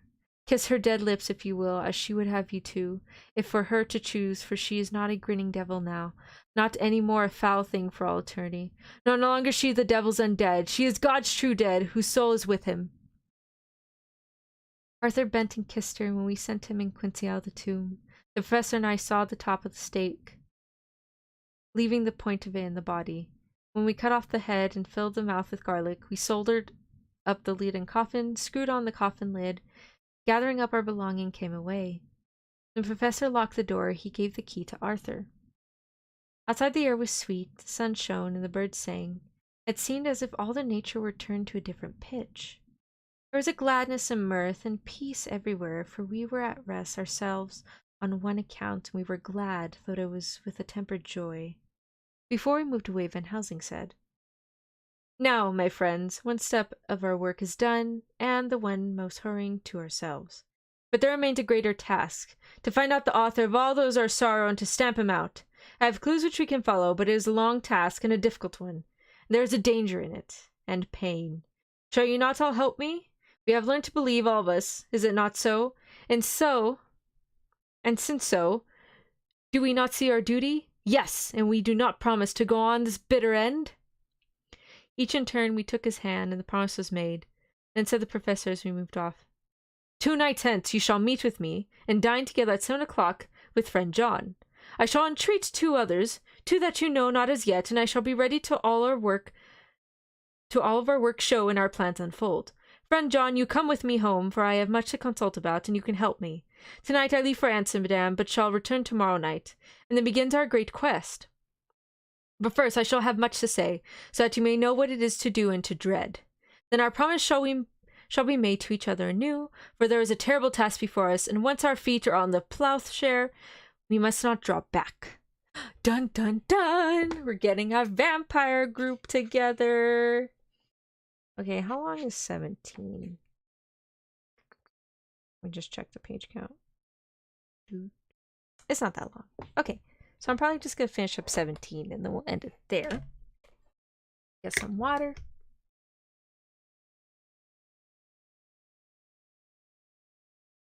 Okay. Let us continue. Dr. Seward's diary. Continued. When we arrived at Berkeley Hotel, Van Helsing found a telegram waiting for him. "I'm coming up by..." Why did I do a high pitch? I'm coming up by train.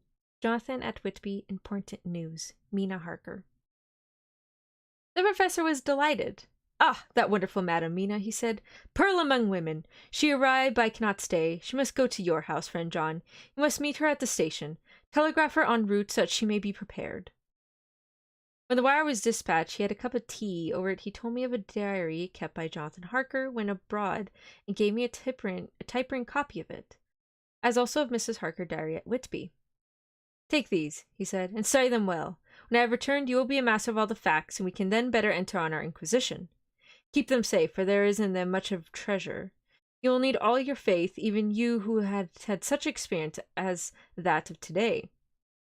What is here told? He said. He laid his hand heavily and gravely on the packet of papers as he spoke.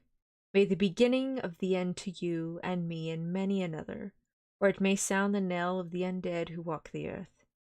Read all, I pray you, with the open mind, and if you can add in a way to the story here told, do so, for it is all important. You have kept a diary of all these so strange things, is it not so? Yes? Then we shall go through all those together when we meet. He then made ready for his departure and shortly drove off to Liverpool Street. I took my way to Paddington, where I arrived about 15 minutes before the train came. The crowd melted away after the bustling fashion common to arrival platforms, and I was beginning to feel uneasy, lest I might miss my guest, when a sweet-faced, dainty-looking girl stepped up to me and, after a quick glance, said, Dr. Seward, is it not? Ah, you must be Mrs. Harker, I answered at once, whereupon she held out her hand. I knew from the description of poor dear Lucy, but... She stopped suddenly, and a quick blush overspread her face. The blush that rose to my own cheek somehow set us both at ease, but it was a tacit answer to her own. I got her luggage, which included a typewriter, and we took the Underground to Fenchurch Street. After I had sent a wire to my housekeeper to have sitting room and bedroom prepared at once for Mrs. Harker. In due time we arrived. She knew, of course, that the place was a lunatic asylum, but I could see that she was unable to repress a slight shudder when we entered. She told me that, if she might, she would come presently to my study, and she had much to say. So here I am finishing my entry in my phonograph diary, which I await her. As yet I have not had the chance of looking at the papers with Van Helsing left with me, though they lie open before me. I must get her interested in something, so I may have an opportunity of reading them. She does not know how precious time is, or what a task we have in hand. I must be careful not to fry in here. Oh, here she is. Mina Harker's Journal, 29th of September. After I tidied myself, I went down to Dr. Seward's study. At the door I paused a moment, for I thought I heard him talking with someone. As, however, he had pressed me to be quick, I knocked at the door, and on his calling out, "Come in," I heard. I entered. To my intense surprise, there was no one in the room. He was quite alone, and on the table opposite him was what I knew at once from the description to be a phonograph. I have never seen one, and was much interested. I hope I did not keep you waiting," I said. "But I stayed at the door as I heard you talking and thought there was someone with you." "Oh," he replied with a smile, "I was only entering my diary." "Your diary?" I asked him in surprise. Yes, sorry. Yes, he answered.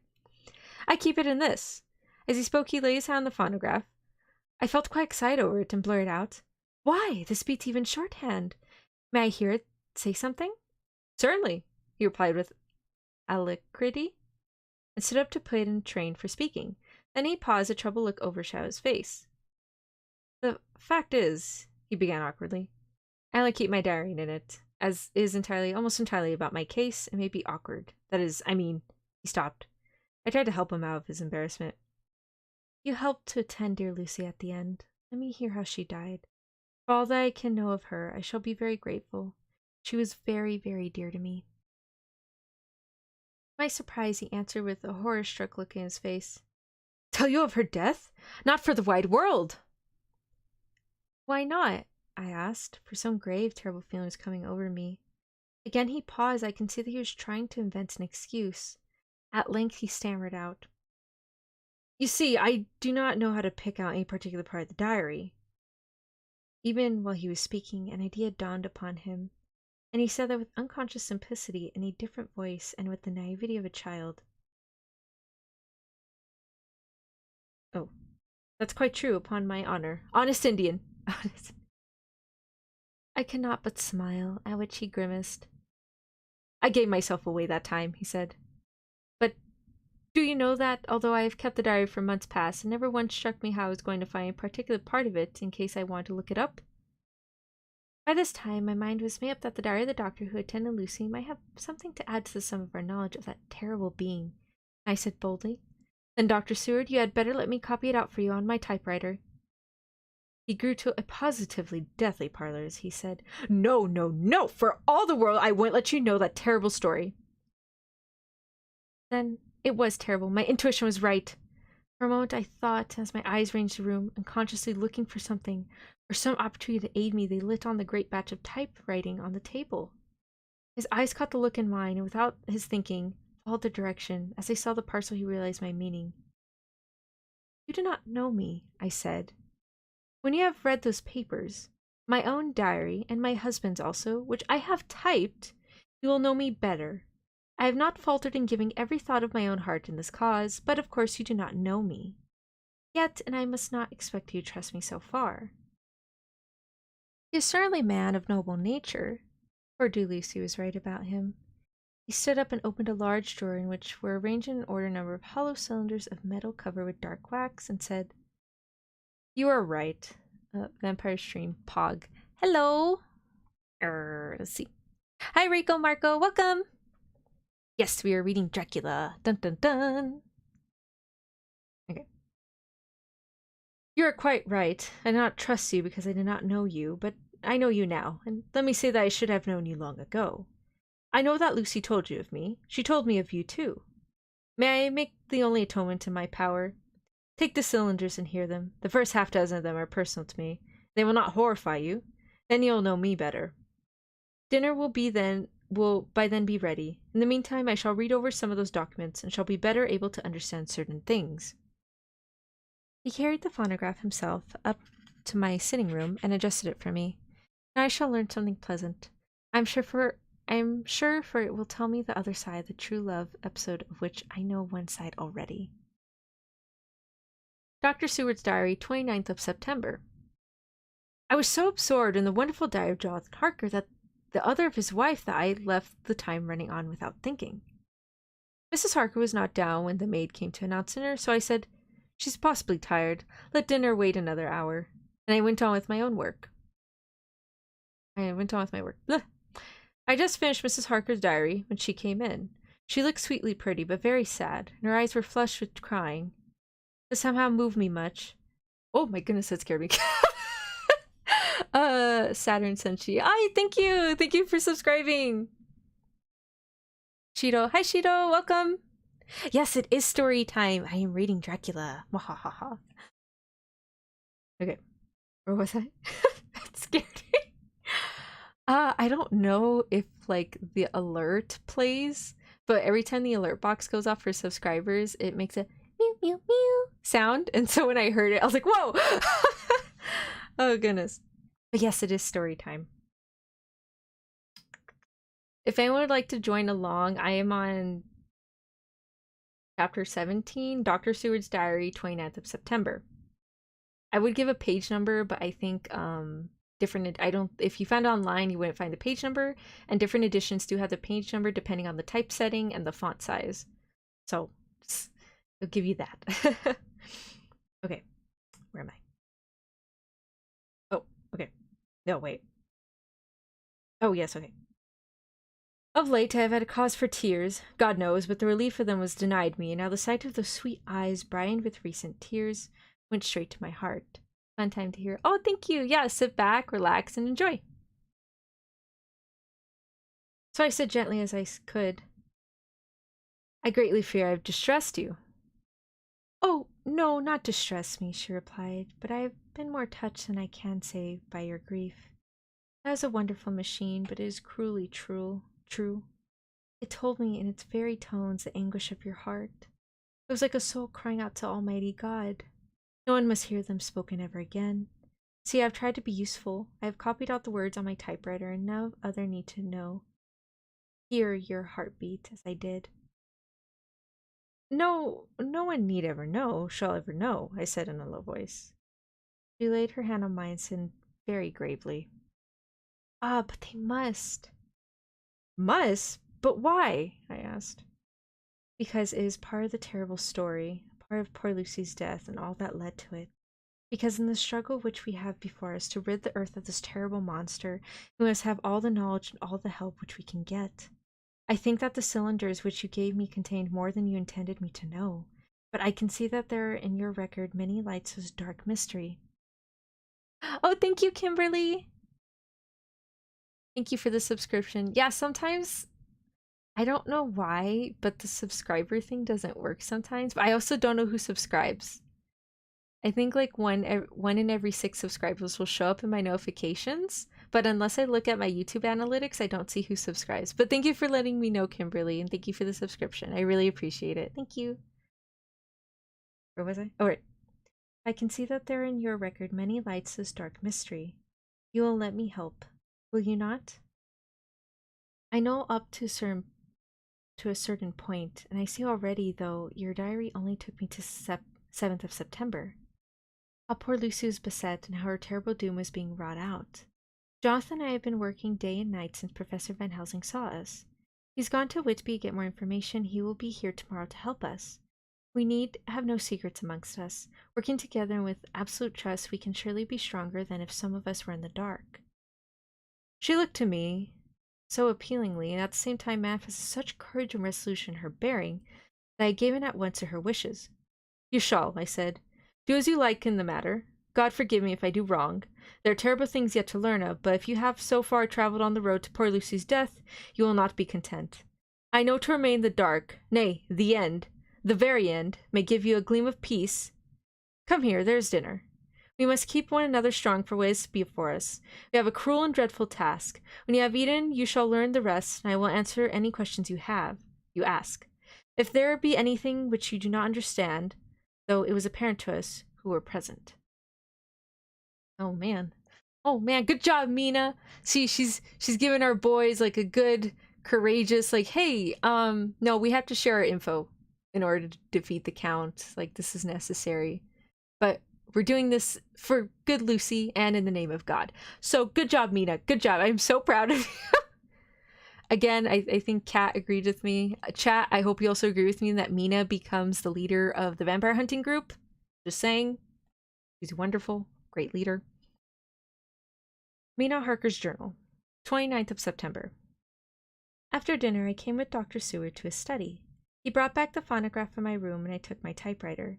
He placed me in a comfortable chair and arranged the phonograph so I could touch it without getting up, and showed me how to stop in case I should want to pause. Then he very thoughtfully took a chair with his back to me so I might be as free as possible and began to read. I put the forked metal to my ears and listened. When the terrible story of Lucy's death and all that followed was done, I lay back in my chair powerless. Fortunately, I am not of a fainting disposition. When Dr. Seward saw me, he jumped up with a horrified exclamation and hurriedly taking a case bottle from a cupboard, gave me some brandy, which in a few minutes somehow restored me. See, I don't get that. I'm not an alcohol person, so I wouldn't get alcohol helping. A glass of milk with a cookie might help, but certainly not brandy. I've never even tasted brandy. Goodness me. I tried wine and tequila. I didn't like any of that. Alcohol is just not for me. I will stick with my chocolate milk until the very end. Anyways. Kimberly, I agree. Yes, good job, Mina. Yes. Yeah, I'm glad we're in agreement that Mina is great. My brain was all in a whirl, and only that there came through all the multitude of horrors the holy ray of light that my dear, dear Lucy was at last at peace. I did not think I could have borne it without making a scene. It was all so wild and mysterious and strange that if I had not known Jonathan's experience in Transylvania, I could not have believed. As it was, I didn't know what to believe, and so go out of my difficulty by attending to something else. I took the cover off my typewriter and said to Dr. Seward, "Let me write this all out now. You must be ready for Dr. Van Helsing when he comes. I have sent a telegram to Jonathan to come on here when he arrives in London from Whitby. In this matter, dates are everything, and I think that if we were to get all of our material ready and have every item put in a chronological order, we shall have done much.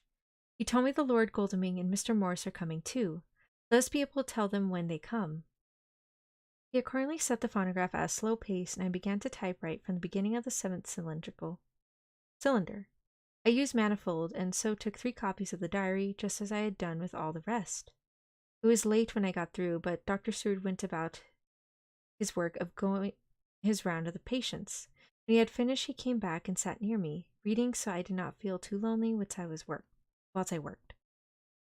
How good and thoughtful he is. The world seems full of good men, even if there are monsters in it. Before I left him, I remembered what Jonathan put in his diary, the professor's perturbation at reading something in an evening paper at the station at Exeter. So seeing that Dr. Seward keeps his newspapers, I borrowed the files of the Westminster Gazette and the Pall Mall Gazette, and took them to my room. I remembered how much the Daily Graph and the Whitby Gazette, of which I had made cuttings, helped us to understand the terrible event at Whitby when Count Dracula landed. So I shall look through the evening papers since then, and perhaps I shall get some new light. I'm not sleepy, and the work will help to keep me quiet. Dr. Seward's Diary, 30th of September. Mr. Harker arrived at 9 o'clock. He got his wife a wire just before starting. He is uncommonly clever, if one can judge. My keyboard's been giving me problems, so I just tapped it with the book right now, and it went beep beep, and I was like, oh, okay. This is off, apparently. Maybe it's just making sound. I don't know. My bad. Sorry. He is uncommonly clever, if one can judge from his face, and full of energy. And his journal be true, and judging by one's own wonderful experience it must be, he is also a man of great nerve. That going down to a vault a second time was a remarkable piece of daring. After reading his account of it, I was prepared to meet a good specimen of manhood, but hardly the quiet, businesslike gentleman who came here today. Later. After lunch, Harker and his wife went back to their room, and as I passed a while ago, I heard the click of the typewriter. They are hard at it. Mrs. Harker says that they are knitting together in chronological order every scrap of evidence they have. Harker has got the letters between the consignee of the boxes at Whitby and the carriers in London who took charge of them. He's now reading his wife transcripts of my diary. I wonder what they make of it. Here he is. Strange that it struck me that the very next house might be the Count's hiding place. Goodness knows what we had enough clues from the conduct of the patient Renfield. The bundle of letters relating to the purchase of the house were with the transcript. Oh, if we had only had them early, we might have saved poor Lucy. Stop. That way madness lies. Harker has gone back and is again collating his material. He says that by dinner time they will be able to show a whole connected narrative. He thinks that in the meantime I should see Renfield, as hitherto he has been a sort of index to the coming and going of the Count. I hardly see this yet, but when I get at the dates I suppose I shall. What a good thing that Mrs. Harker put my cylinders into type. We never could have found the dates otherwise. I found Renfield sitting passively in his room with his hands folded, smiling benignly. At the moment he seemed as sane as anyone I ever saw. I sat down and talked with him on a lot of subjects, all of which he treated naturally. He then, of his own accord, spoke of going home, a subject he has never mentioned, to my knowledge, during his sojourn here. In fact, he spoke quite confidently of getting his discharge at once. I believe that had I not had the chat with Harker and read the letters and the dates of his outbursts, I should have been prepared to sign for him after a brief time of observation. As it is, I am darkly suspicious.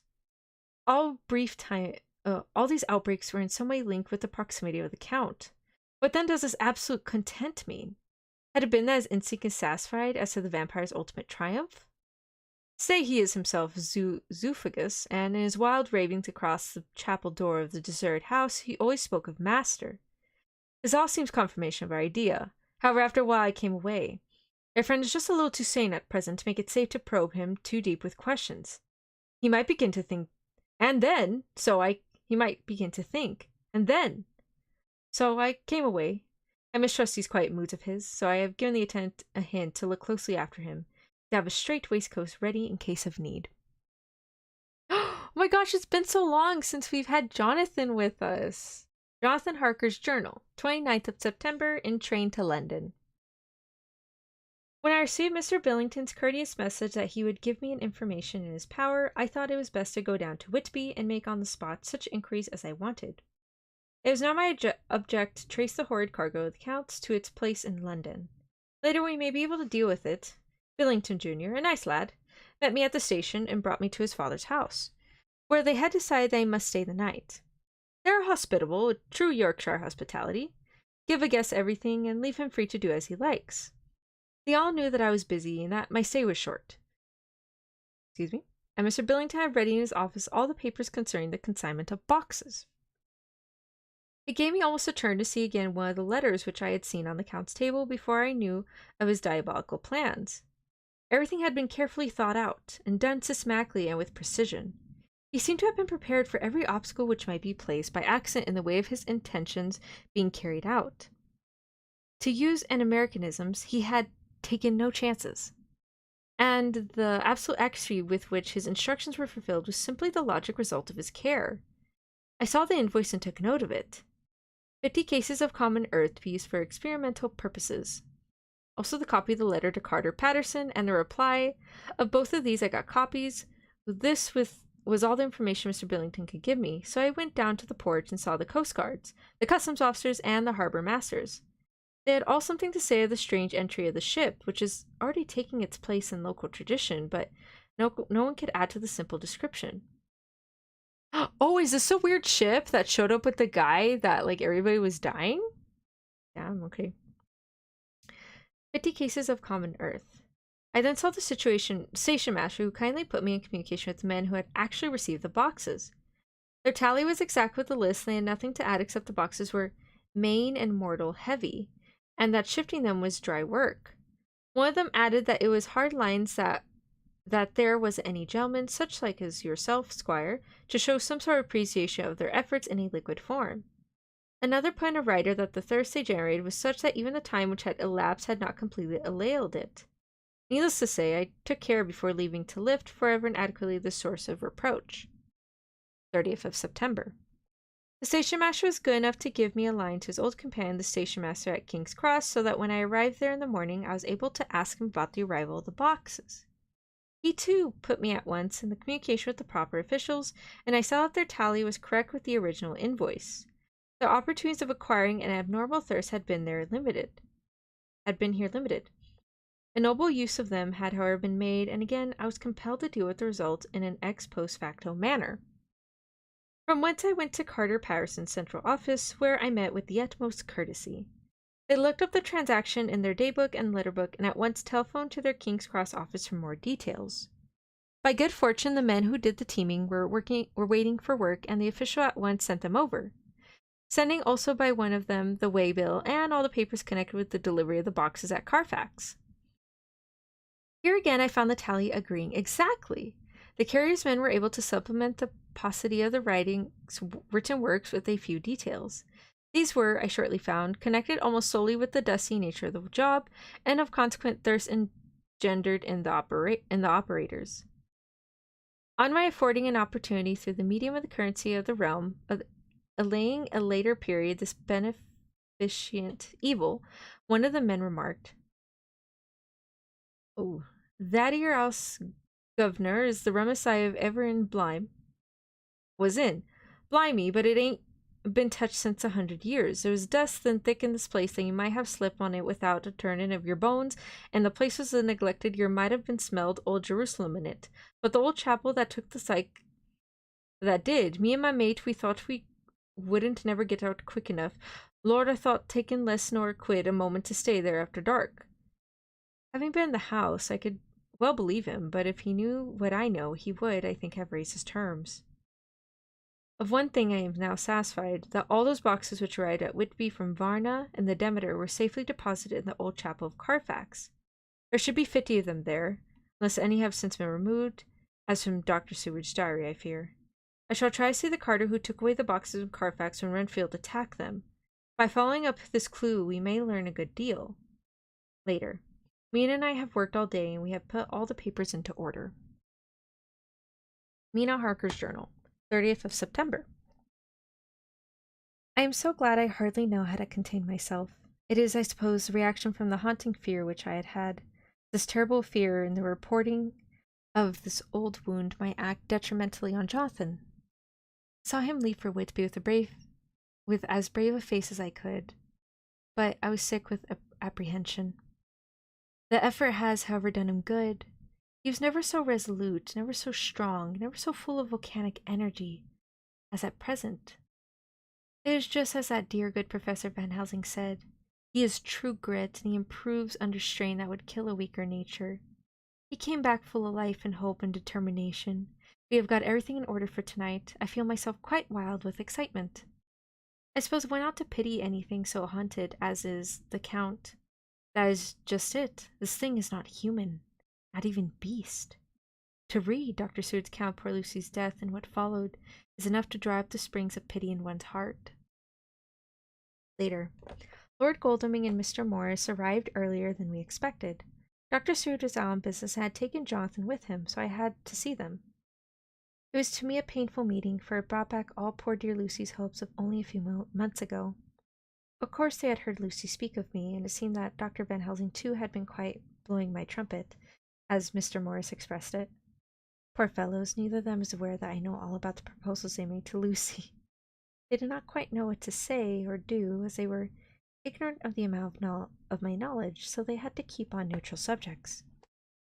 However, I thought the matter over and came to the conclusion that the best thing I could do would be to post them in affairs right up to date. I knew from Dr. Seward's diary that they had been at Lucy's death, a real death, and that I need not fear to betray any secrets before the time. So I told them as well as I could that I had read all the papers and diaries, and that my husband and I, having typewritten them, had just finished putting them in order. I gave them each a copy to read in the library. When Lord Godalming got his and turned it over, it does make a pretty good pile. He said, "Did you write all this, Mrs. Harker?" I nodded and he went on. "I don't quite see the drift of it, but you people are all so good and kind, and having been working so earnestly and so energetically that..." Oh, wait, is he saying this or she said this? Oh, he went on. Okay. "That all I can do is to accept your ideas blindfolded and try to help you. I'd had one lesson already in accepting facts that should make a man humble to the last hour of his life. Besides, I know you love my dear Lucy." God, hold up. My throat was getting like really scratchy.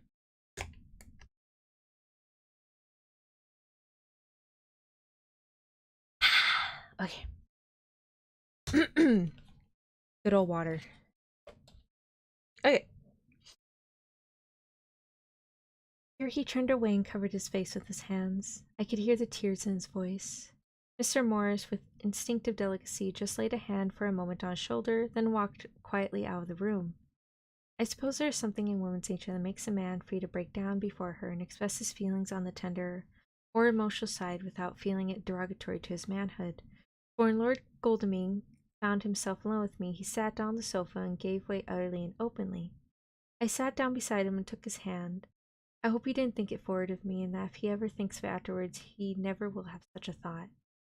There, I wrong him. I know he never will. "He was too true a gentleman," I said to him, for I could see that his heart was breaking. "I loved dear Lucy, and I know what she was to you and what you were to her. She and I were like sisters, and now she's gone. Will you not let me be like a sister too in your trouble? I know what sorrows you have had, though I cannot measure the depth of them. If sympathy and pity can help in your affliction, won't you let me be of some little service, for Lucy's sake?" In an instant the poor dear fellow was overwhelmed with grief. It seemed to me that all that he had of late had been suffering in silence found a vent at once. He grew quite hysterical, and raising his open hands, beat his palms together in a perfect agony of grief. He stood up, then sat down again. The tears rained down his cheeks. I felt an infinite pity for him, and opened my arms unthinkingly. With a sob he laid his head on my shoulder and cried like a weary child. But he shook his emotion. We women have something of the mother in us that makes us rise above the smaller matters when the mother spirit is invoked. I felt this big, sorrowing man's head resting on me, as though it were that of the baby that some day may lie on my bosom, and I stroked his hair as though he were my own child. I never thought at the time how strange it all was. After a little bit his sobs ceased, and he raised himself with an apology, though he made no disguise of his emotion. He told me that for the days and nights past, weary days and sleepless nights, he had been unable to speak with anyone. As a man must speak in his time of sorrow, there was no woman whose sympathy could be given to him, or with whom, owing to the terrible circumstances with which his sorrow was surrounded, he could speak freely. "I know now how I suffered," he said, as he dried his tears. "But I do not know, even yet, and none other can ever know, how much your sweet sympathy has been to me today. I shall know better in time, and believe me that, though I am not ungrateful now, my gratitude will grow with my understanding. You will let me be like a brother, will you not, for all our lives, for dear Lucy's sake?" "For dear Lucy's sake," I said as we clasped hands. "Aye, and for your own sake," he added. "For if a man's esteem and gratitude are ever worth the winning, you have won mine today. If ever the future should bring you to a time when you need a man's help, believe me, you will not call in vain. God grant that no such time may ever come to you to break the sunshine of your life. But if it should ever come, promise that you will let me know." He was so earnest, and his sorrow was so fresh, that I felt it would comfort him, so I said, "I promise." As I came along the corridor, I saw Mr. Morris looking out a window. He turned as he heard my footstep. "How is Art?" he said. Then, noticing my red eyes, he went on. "Ah, I see you have been comforting him. Poor old fellow. He needs it. No one but a woman can help a man when he's in trouble of the heart, and he had no one to comfort him." He bore his own trouble so bravely that my heart bled for him. I saw the manuscript in his hand, and I knew that when he read it, he would realize how much I knew. So I said to him, sorry, "I wish I can comfort all who suffer from the heart. Will you let me be your friend, and will you come to me for comfort if you need it? You will know later on why I speak."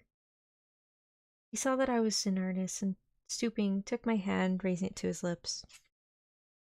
Kissed it. It seemed but poor comfort to so brave and unselfish a soul, and impulsively I bent over and kissed him.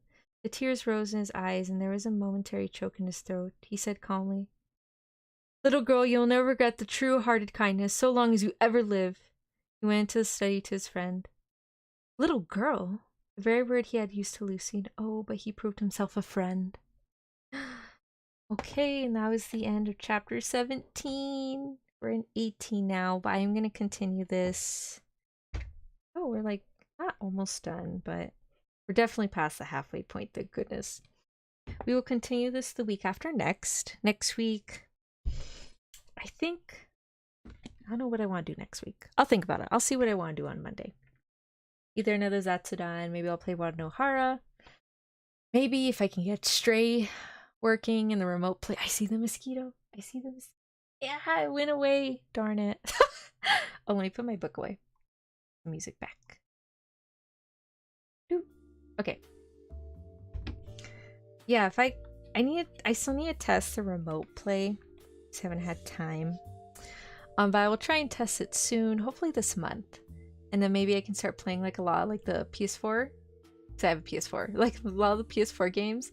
I definitely want to play Genshin, but I probably won't be doing any of the stories. Just because that's my little alone time with my favorite game.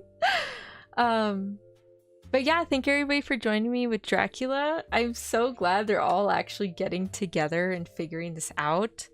It's so rare, in my opinion, for like a mystery to have everybody gather the information and actually having somebody say, "No, we need to write this all down. I need to detail this so we can all be on the same page when we meet up." It's like, oh, that's so refreshing.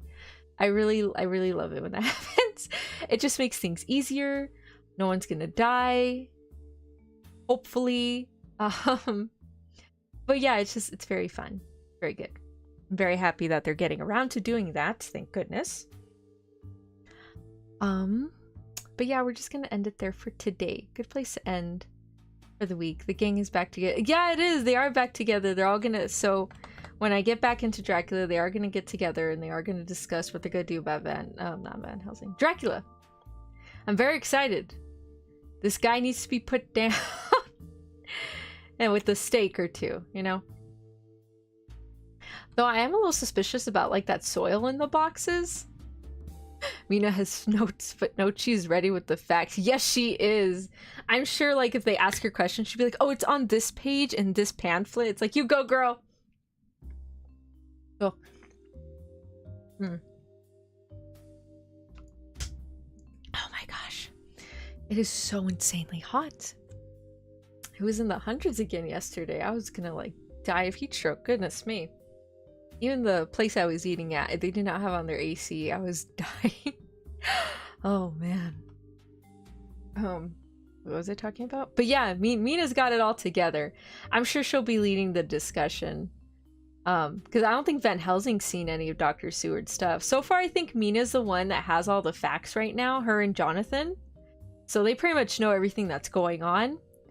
Everyone else is still kind of mildly out of the loop, but I'm sure they'll go into discussion about that.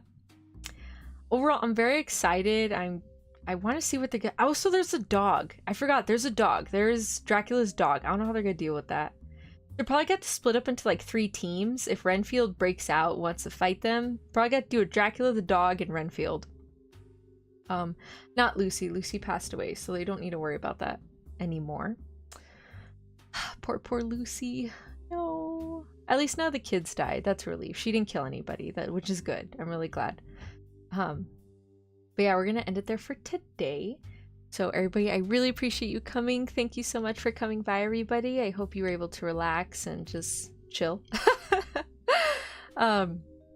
Anyways, I hope you have a wonderful wonderful rest of the morning, afternoon, or evening in whichever part of the world you're in. I'm gonna say that again because I feel like it's on. I hope you have a wonderful rest of the morning, afternoon, or evening, whichever part of the world you're in. Yes, that's significantly better. Anyways, everybody, thank you so much for coming. I really appreciate it. And I will see you tomorrow, hopefully, for the Amnesia stream. I'm not looking forward to that.